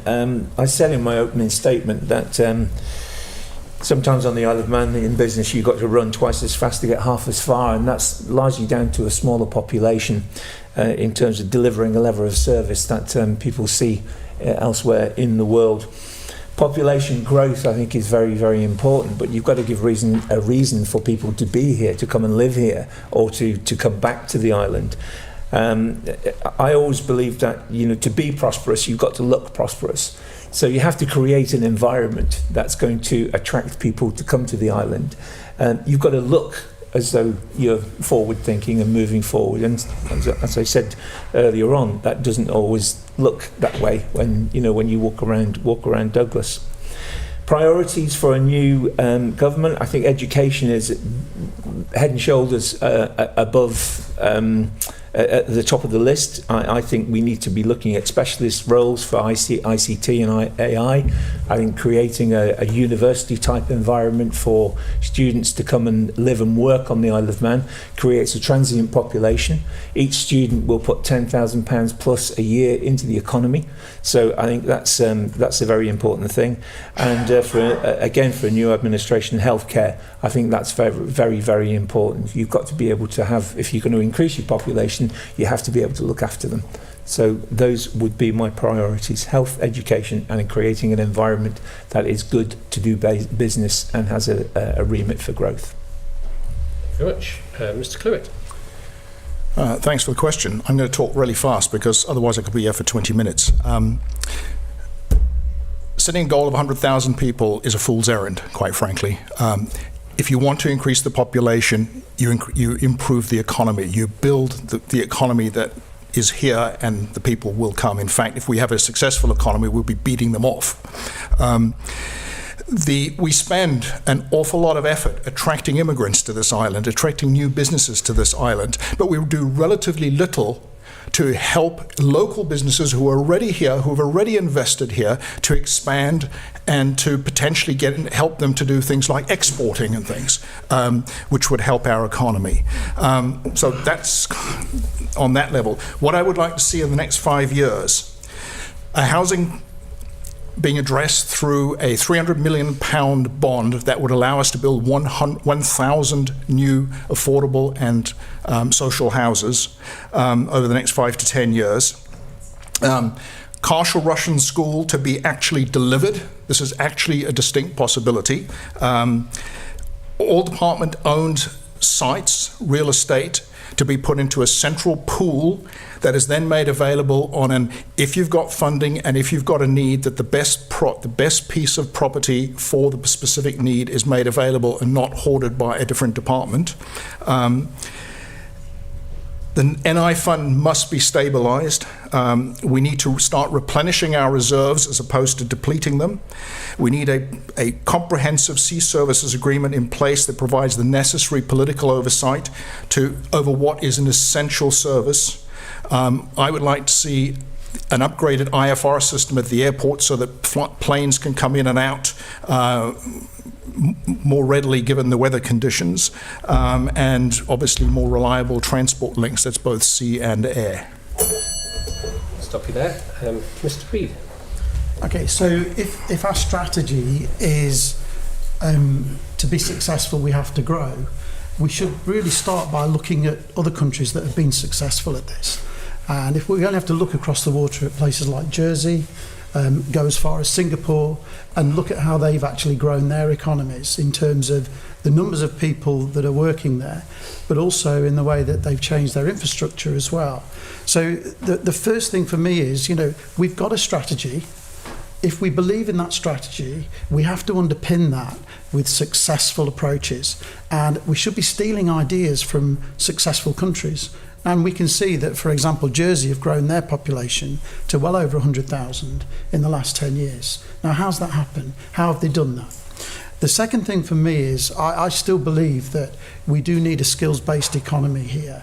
The UK had a go at this and, with mixed success. But if you think about growth and what you need for growth, we need the right skills. And so part of that is to identify what those skills are, not what the employment is, but what the skills are needed to actually move our economy forward. And the third thing that I would be really putting in as a priority is to make more of what we've got. You just have to look around this table here to look at the amount of skills that are sat around this table. It's incredible. We've got people from amazing walks of life with loads of experience. Are they actually helping? Are we helping the economy move forward with our expertise? We've got some fantastic people on the island. And my view when I was in business, we actually had better workforces here than all over the world. We could compete against Hong Kong, against the US, everywhere, because the expertise is a jack of all trades often. We have to do a lot more, as you said before. So make the most of what we have already. Thank you very much. Turn now to question 8, and I call on Mrs. Paul Wilson. Thank you, Mr. Speaker, and thank you all for being here this afternoon. So my question is, if you were successful, what do you think you would find most difficult about the role of an MLC, and how would you try and overcome that? Okay, so what would be the most difficult part of the role, and how would you overcome it? First one on this is Mr. Carbis. Thank you for your question. For me, the challenges would be for any new member of the Legislative Council, understanding the legislative process. For new members, the intricacies of the legislative process could be overwhelming. The Isle of Man's parliamentary system may differ from what they're familiar with. Understanding how bills move through the system, debates are conducted, decisions are made. It obviously takes time and experience. I think you have to balance interests. You've got MLCs must balance various competing interests of the public, political parties, potential other interest groups. There's pressure to prioritise certain issues. You have to manage these demands while representing the interests of the people. Could be a challenge. MLCs, as elected officials, they're constantly under public scrutiny. Every decision they make, every vote they cast, they're subject to public review, and also media attention, and obviously criticism. So this pressure can be daunting for anybody, but I would suggest especially for any new MLCs who may not be accustomed to such visibility. I think as a new MLC we would have to learn the political environment, the political dynamics, perhaps complex, some nuances in party politics, alliances, relationships.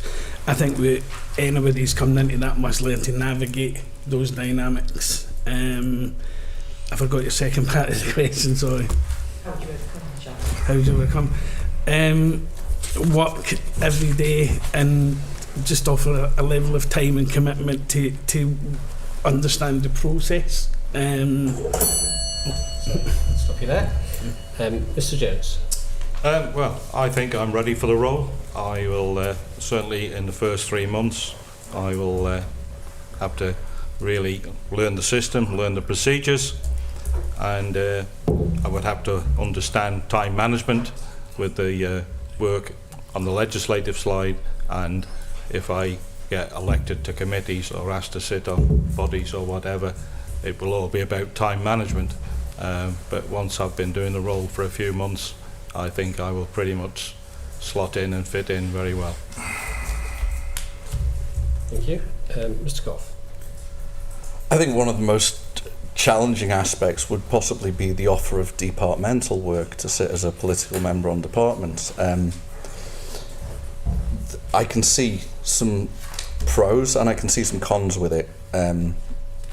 Again, if I hark back to the Lisvane report, he was quite disparaging of the mechanism, but I don't think it's necessarily all a bad thing. I do think, however, there would have to be real consideration on my part before taking up such a role as to whether there were any conflicts and how those conflicts could be addressed, bearing in mind the primary function of the Legislative Council as a check, as a scrutineering set of eyes and as a reviewing chamber, and ensuring that any conflicts were early identified and addressed by whatever means necessary. I would address it by giving very, very serious consideration before accepting any departmental role. Thank you. Mr. Berry. Thank you for the question. I think probably from my personal point of view, interpreting the legislation when it comes through to LegCo is challenging. I think you're making sure that legislation is nimble and transparent, making sure that it's clear, it's relevant, and it's decided it does what it sets out to do. I think that's a major challenge, but I think a lot of experience with LegCo members that one can draw from sitting members.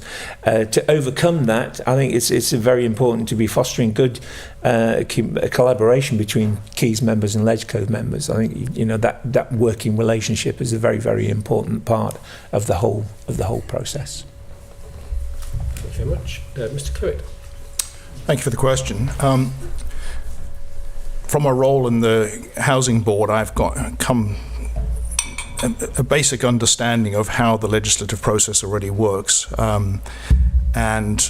But there's an awful lot more to understand. Fortunately, I'm an extremely fast learner, so I would need to understand more of the operational process and procedures, a deeper understanding of the legislative agenda of the government and departments, and then obviously all the work necessary to prepare for debates.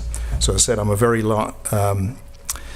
fast learner. In one of the things I had actually put in my application is I would be quite willing to volunteer for this position. I'm basically retired, and so any money that I am paid, fundamentally what I will do is I will hire 1 or 2 research assistants to help me do my job better and to undertake significantly more research than I'd be able to do on my own.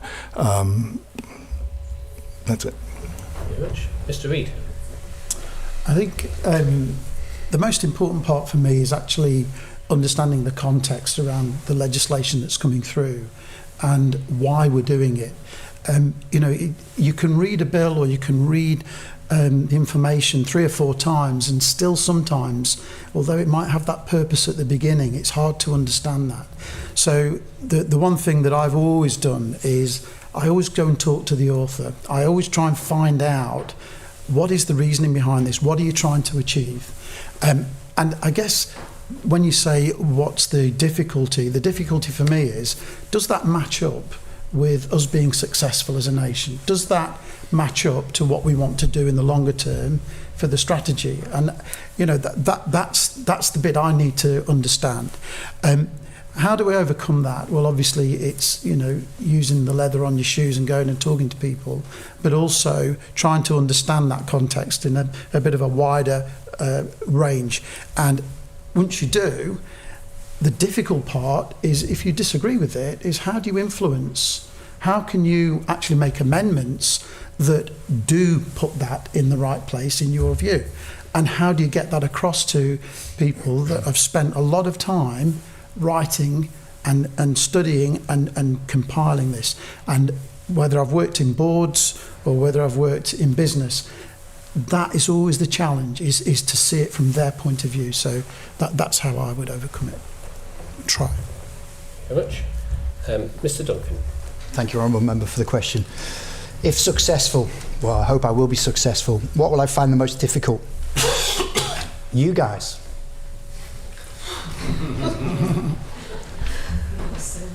And the reason is that I'm coming into this process late. I'm coming into this process as an unknown. I've not been on boards. None of you knew me except for the stalker on the 28th of January that appeared in the viewing gallery. So it's you guys, because I'm a people's person. It's a really crass thing to say, but I am. That's what I do. 10,000 staff across 27 years. I meet people and I make them work. How will I overcome that? It's about building relationships. It's about getting a trust from you guys to believe, and the council members, to believe that I'm beneficial to the whole process. How do I do that? 70% of communication is through listening. I will ask questions. I will be that annoying cat scratching going, tell me. But I will listen to the answers and I will learn and I will build relationships with you that will last for the rest of our lives. Thank you. Thank you very much. Now, in a change to the advertised programme from this morning, Mr. Smith. Thank you, Mr. Speaker. I would like to ask the candidates the following question. What involvement have you had in strategic decision making, and what difference did you make? So what involvement have you had in strategic decision making, and what difference did you make? First one up, Mr. Jones. Okay, well, I've had a career working within a legislative framework. obviously in shipping, we have the International Safety Management Code, which basically is a code of safety management on board your ship and in your business. And within that, there are many rules and regulations as a company that you have to follow.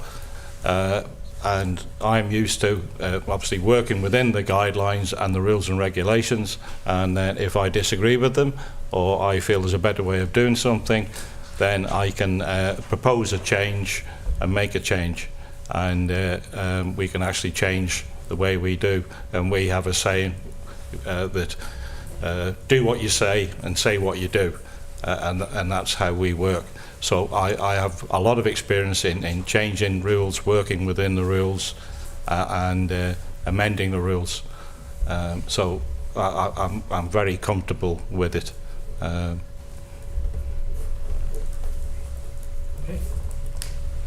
Thank you. Mr. Goff.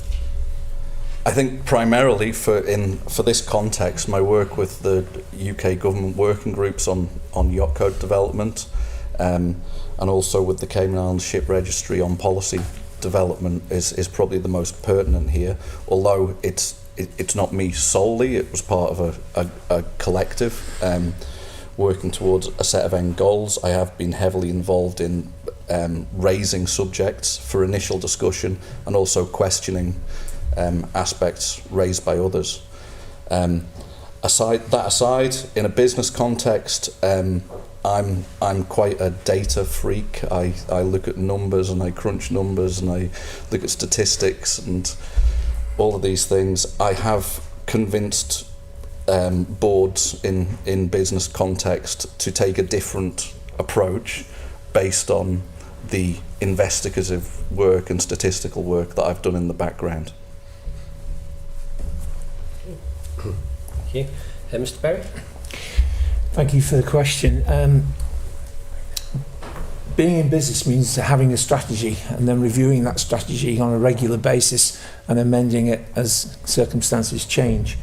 I've had 2 local businesses that I've grown from start-up to sale, and that in itself requires strategy. I think probably with my agency, the biggest difference I made to a client was Manx Airlines, when we rebranded them completely top to toe ahead of their sale as part of British Midland to British Airways.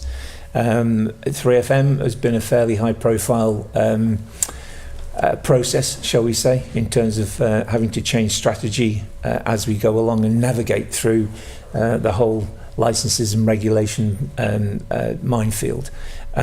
So yeah, strategy I think means sticking to it, reviewing it, and then amending it as you go along. Mr. Clewitt. Thank you for the question. I've made numerous decisions on starting, buying, selling companies.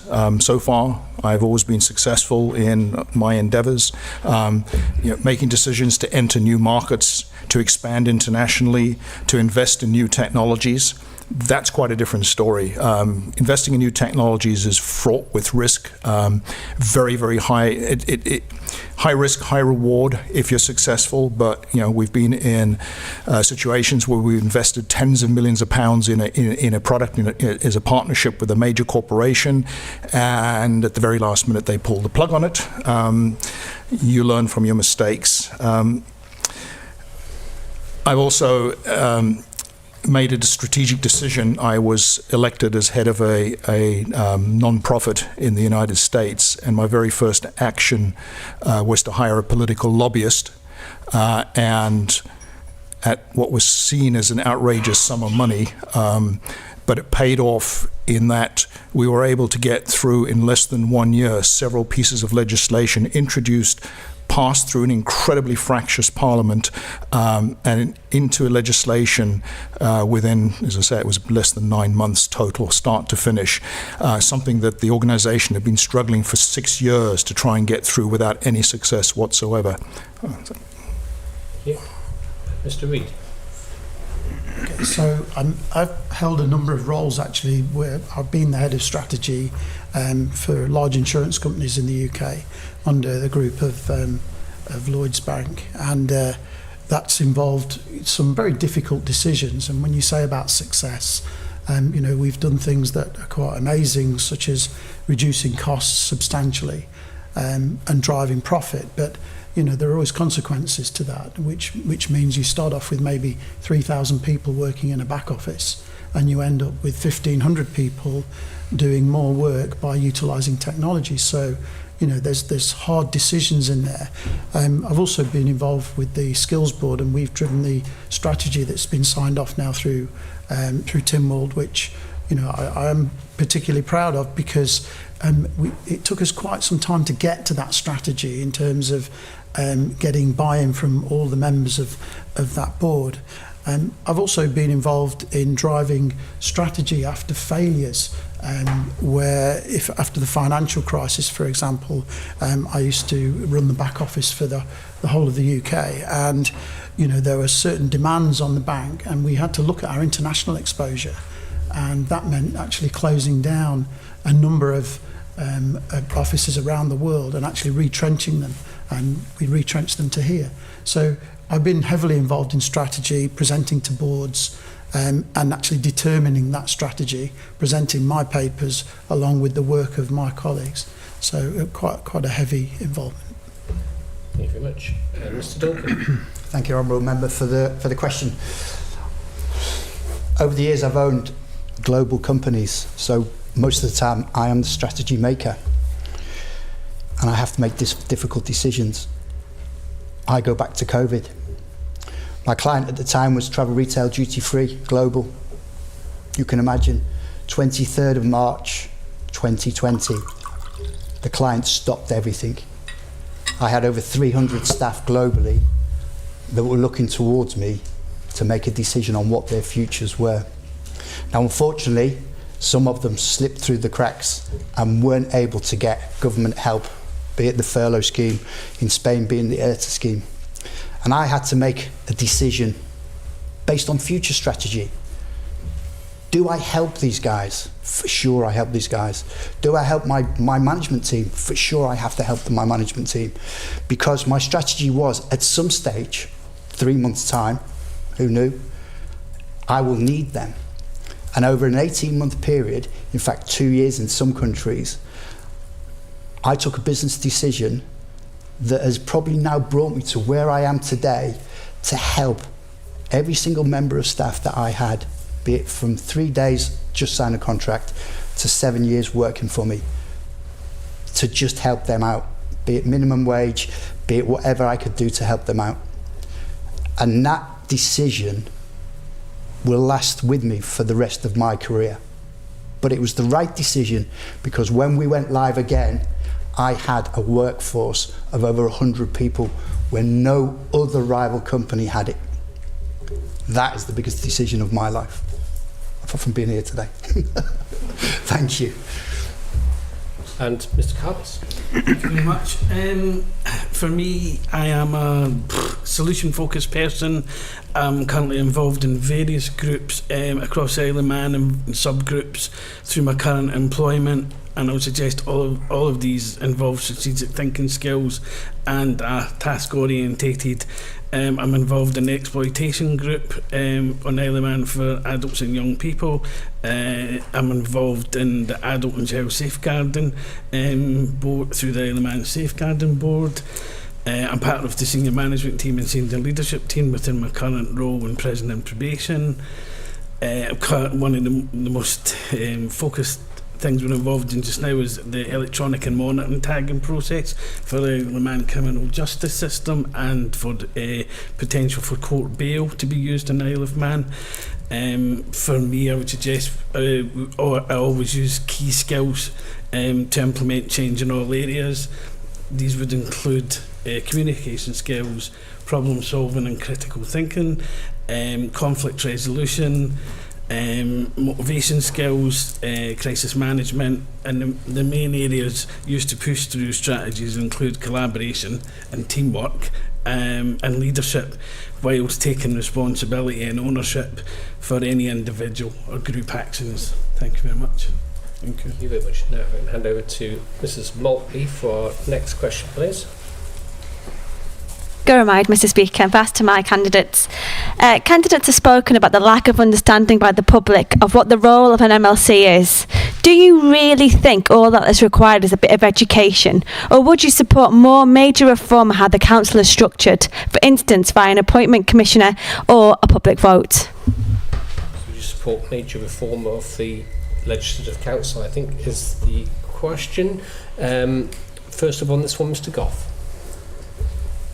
To be perfectly honest, I think without the public having knowledge of what the current role is, you can't judge whether there should be.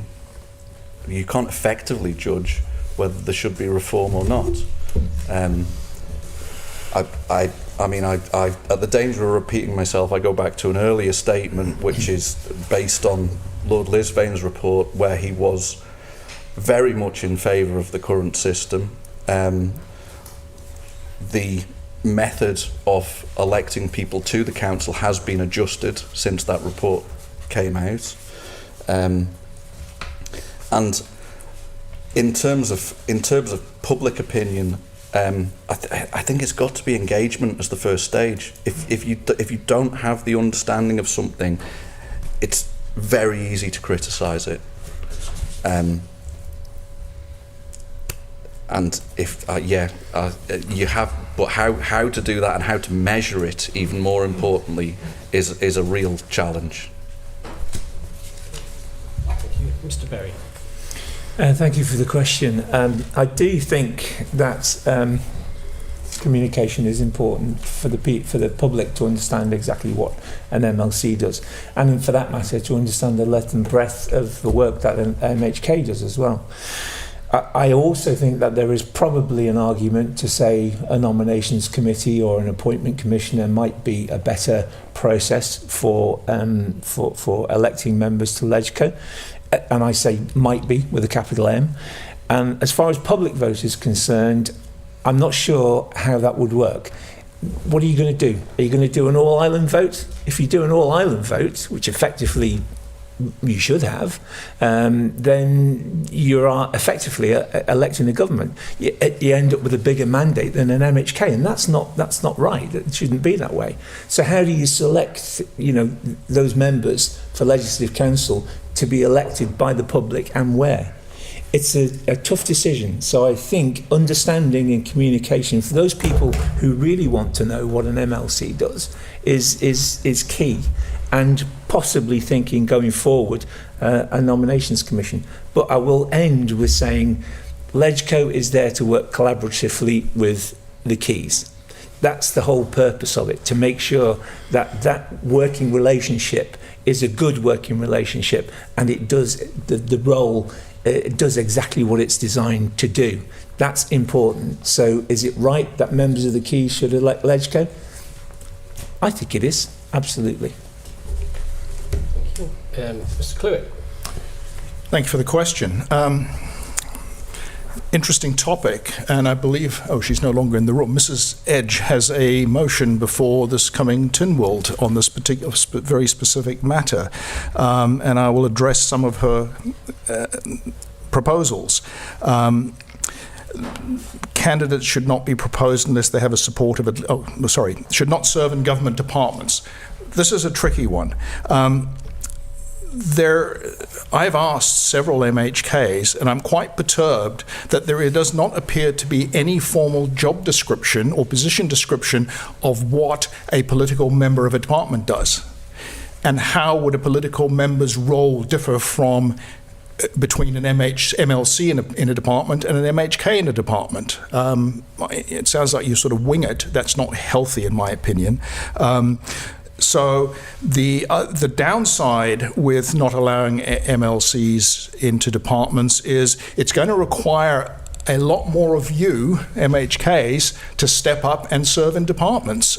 We don't exactly have an enormous number of parliamentarians on this island, despite what some of the public might say. The second past as candidate should be proposed unless they have supported 20 members of the public. I have no issue with that, as long as it's not your close relatives or things. And anybody that does sign a petition for a nomination should actually be a registered voter. And what was at C was no part of the process. Oh, okay, blah. No one should be able to serve more than 2 terms. I have no issue with term limits. In fact, I've long held belief that all politicians of any stripe should have some level of term limits. Politics is not meant to be a long-term career. Thank you. Stop you there. Mr. Reid. I think there's a more fundamental question here. We get back to the fact that we don't have adversarial politics on the island. And because of that, I think that there's a lot of times where if you did have that, it would probably be easier to nominate from yourselves. I think that, that's a question that's out there. And another thing that comes up a lot that people have said to me is, well, why don't we just disband all of the people around here and use the money to just get experts in that can draft legislation? And we'd probably get 700 of £1 million. We can do that quite easily. And that's something I've heard a lot. Now, I come back to, you are elected, and I think it's right that there should be an election process from you to elect us. I strongly believe in that. I don't think it's wrong. And I personally think as well that we should be contributing our expertise onto government departments. I think that is really important, because I've said it many times today already, when you see how much there is to offer, there's a lot of effort that could be going into making us successful again. So I don't think this is a matter of education. I think the public has a view, and it's quite a strong view, about what's the value, what's the cost, and is it really washing its face? And maybe quite a few people have said to me they don't believe it does. So that's sad, but it's a fact. Very much. Mr. Duncan. Thank you, Honourable Member, for the question. I think the public have a lack of understanding because they don't look at it. It comes down to, again, to you, unfortunately. I did listen to Mr. Thomas, and he suggested the nominations committee, and to take people from different sectors on the island to actually form the MLC. Miss Corlett, back in 2017, I think, she suggested reducing us from 8 to 6, but here we still are as 8. I do believe that it's a pain for you guys, because the pressure's on you guys to pick the right people. And I believe the people this morning and this afternoon, you've got a big decision to make, because there are some really, really talented people here. It does need to change, because you're probably split as to whether the MLC should be as it is now or whether it should be changed. How that changes, let's get together and discuss it. Let's make the public understand that we know it needs to change, and let's put that trust back to them, because they can see the vision we have. It is needed. The council is needed 100% for the fairness. And I haven't used the word scrutiny at all in anything today, but also for the scrutiny of the bills that come through. However, it does need to change, because everybody's saying it needs to change. And unfortunately, there's only one person with the steel drum. Thank you very much. Mr. Carbis. Thank you, Mr. Speaker, and thank you for your question. For me, you probably guess where this is going. I would suggest that the current system has both strengths and challenges.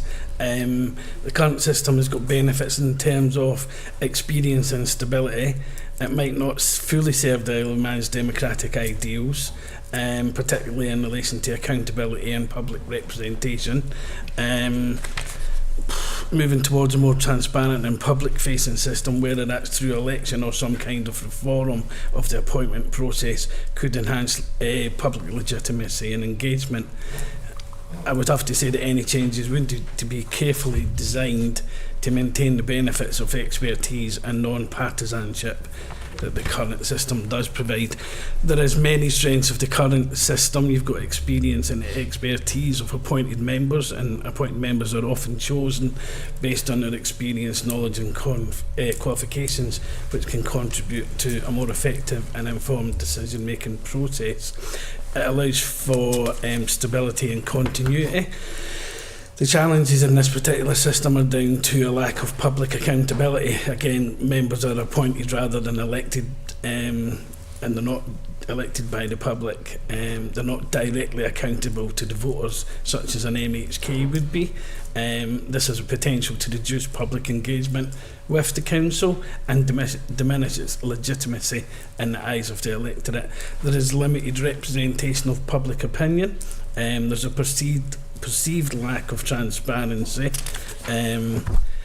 There is a potential for stagnation in any organisation if the system lacks regular turnover or opportunities for new voices to enter the council.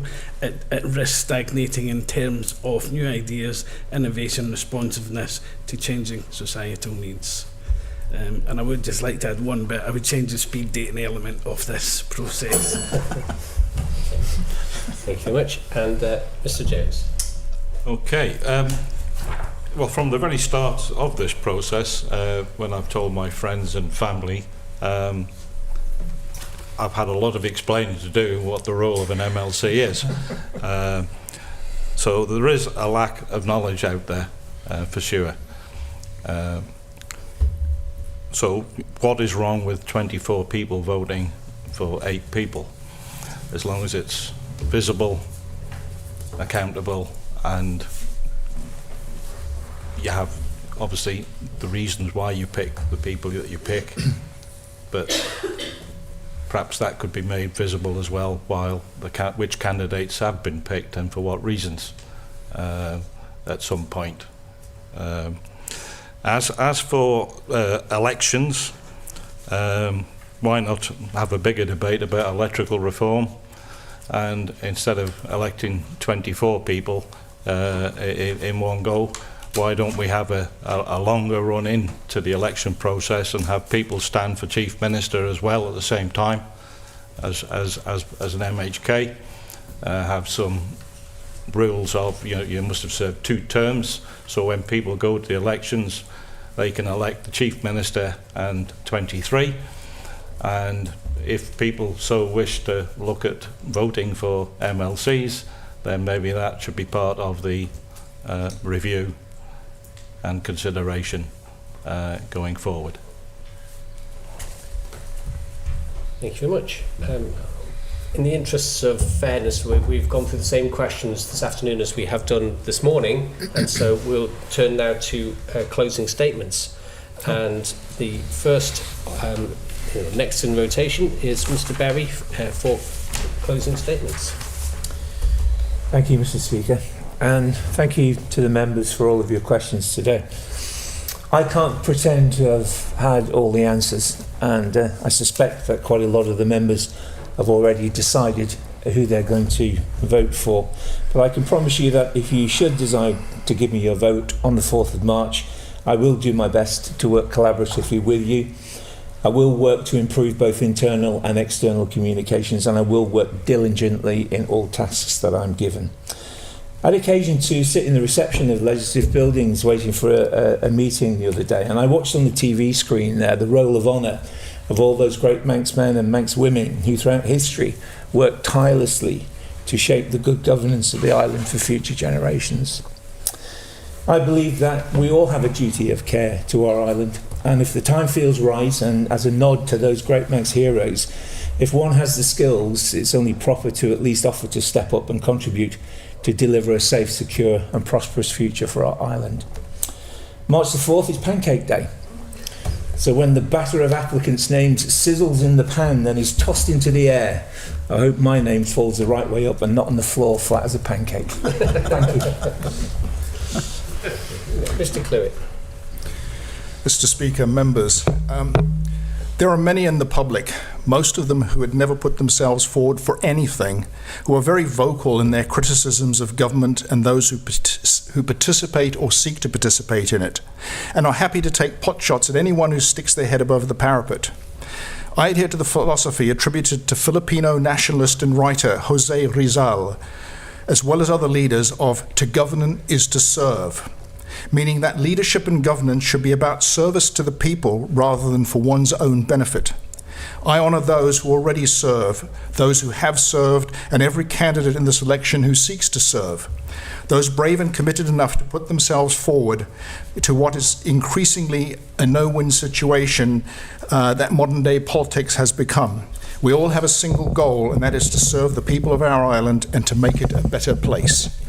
For my part, I'd like to see the island where the young, the old, and everyone in between are able to enjoy a secure future with decent housing they can afford, jobs that pay well, pensions that allow a comfortable retirement after years of hard work, a healthcare system that simply works, an education system that brings out the best in each child, transport links that are reliable and affordable, and an environment where businesses can grow and thrive.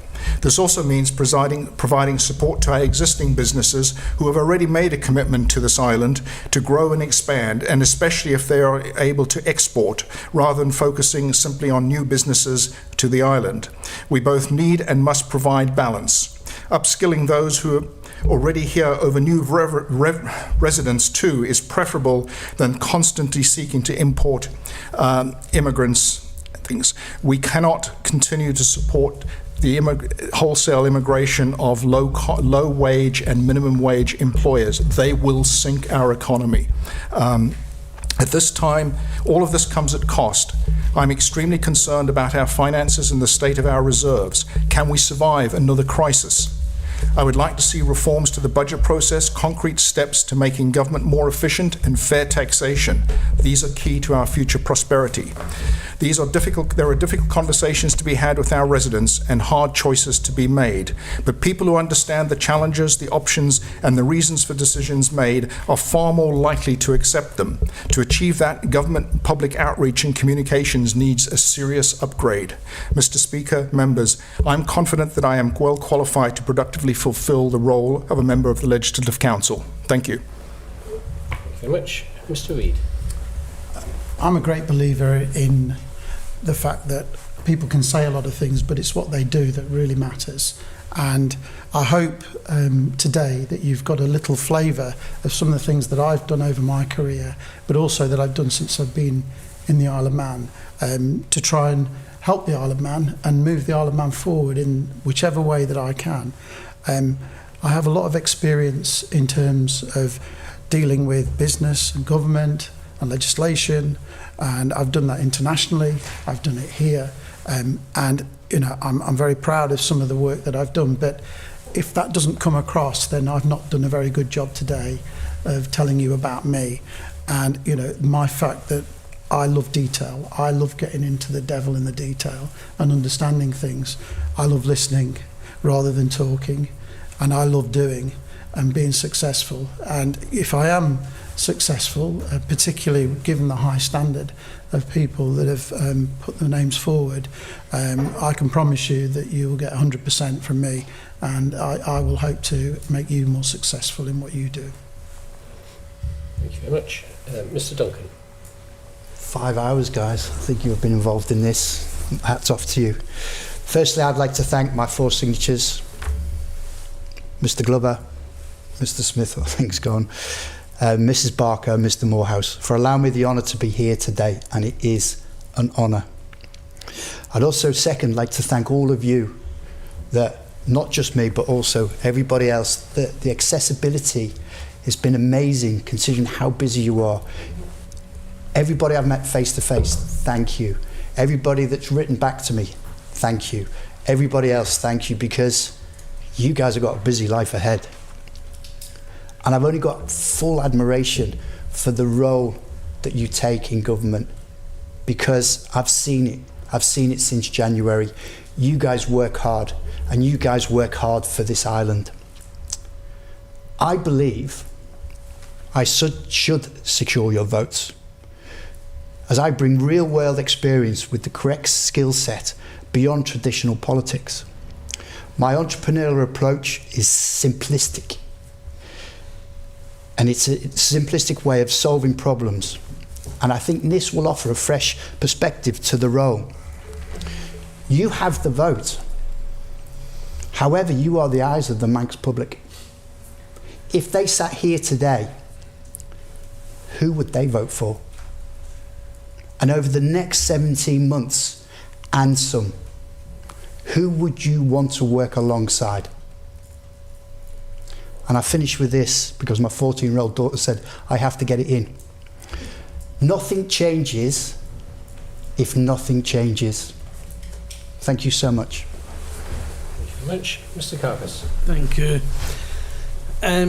Similar vein, I would just like to say thank you all for giving us your time and attention throughout this process. Maybe we need to publicise more to the electorate the actual role of MHKs and MLCs and what the differences are. I would suggest providing a job description, because I think that the public, they're not stupid, they're not silly, but I think politics for a lot of people are they're out there, that's them up there. It affects everything you do or we were to do if we were elected, affects the general public, affects the island population. I think there's a need for a general education and better communication and a better understanding of what MHK is actually doing, what MLC is doing. I think there's a lot of people out there who are keyboard warriors. Well, they always will be, but it's the rest of the population, I think, that would benefit from a fuller understanding of what jobs actually do.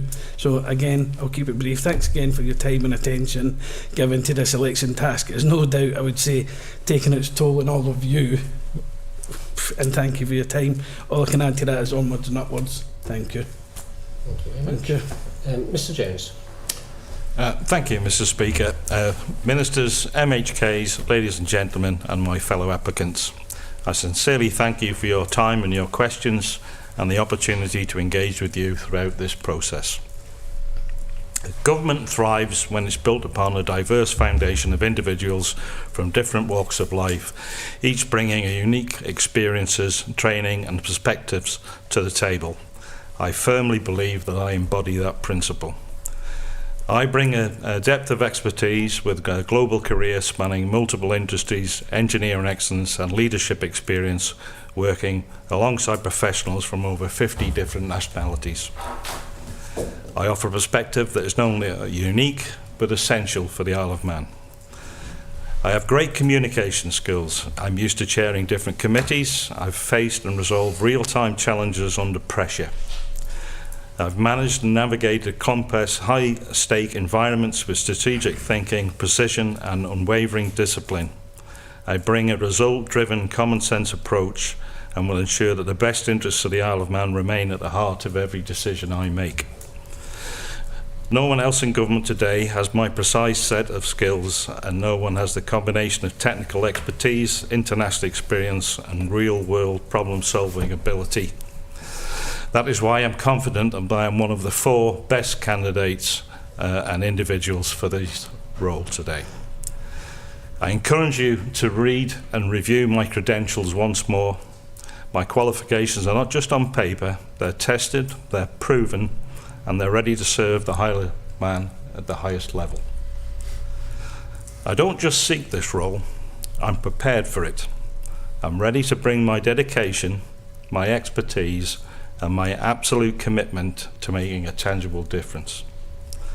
I respectfully ask for your support and pledge you nothing but 100% of my time and effort for this role. Thank you. Thank you. And Mr. Goff. Yes, thank you all for sitting through what must be a marathon day, and a special thanks to the 4 honourable members who signed off on my bit of paper in the first place and allowed me this opportunity to get here and represent myself. We've covered an awful lot of ground today, an awful lot of subjects.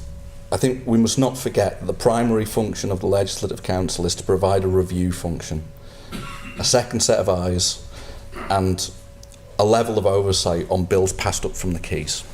So I believe that my experience in legislation, in quality management, risk management, audit and investigation makes me a perfect fit for that primary function, but also for any committee work that was requested.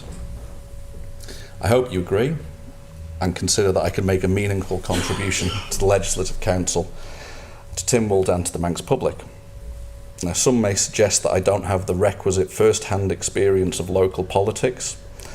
To that, I would say, firstly, the breadth of experience I outlined in my opening statement demonstrates I have knowledge of all aspects of island life.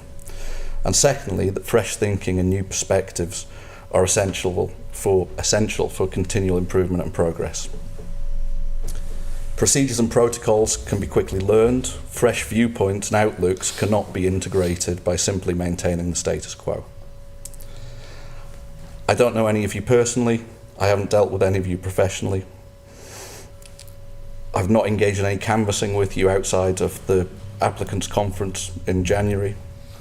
I'm not standing because I've been disadvantaged by a piece of legislation or because I disagree with any particular policy, or because I've got an axe to grind about a particular issue.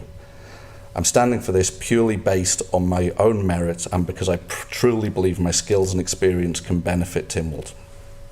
Now, if you vote for me, what you'll see is objectivity and integrity, professionalism, a common sense approach, legislative competence, evidence-based thinking, a focus on potential impacts, quality outputs, risks, opportunities and efficiency, a due regard for process and respect for the culture and residents of the island.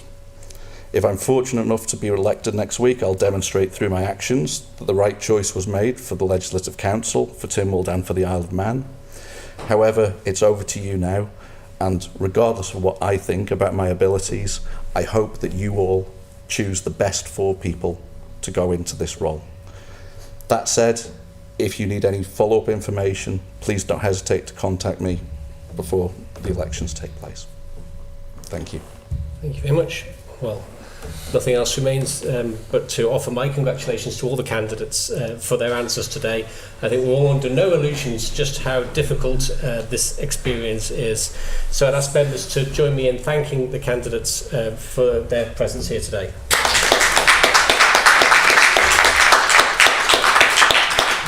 With that,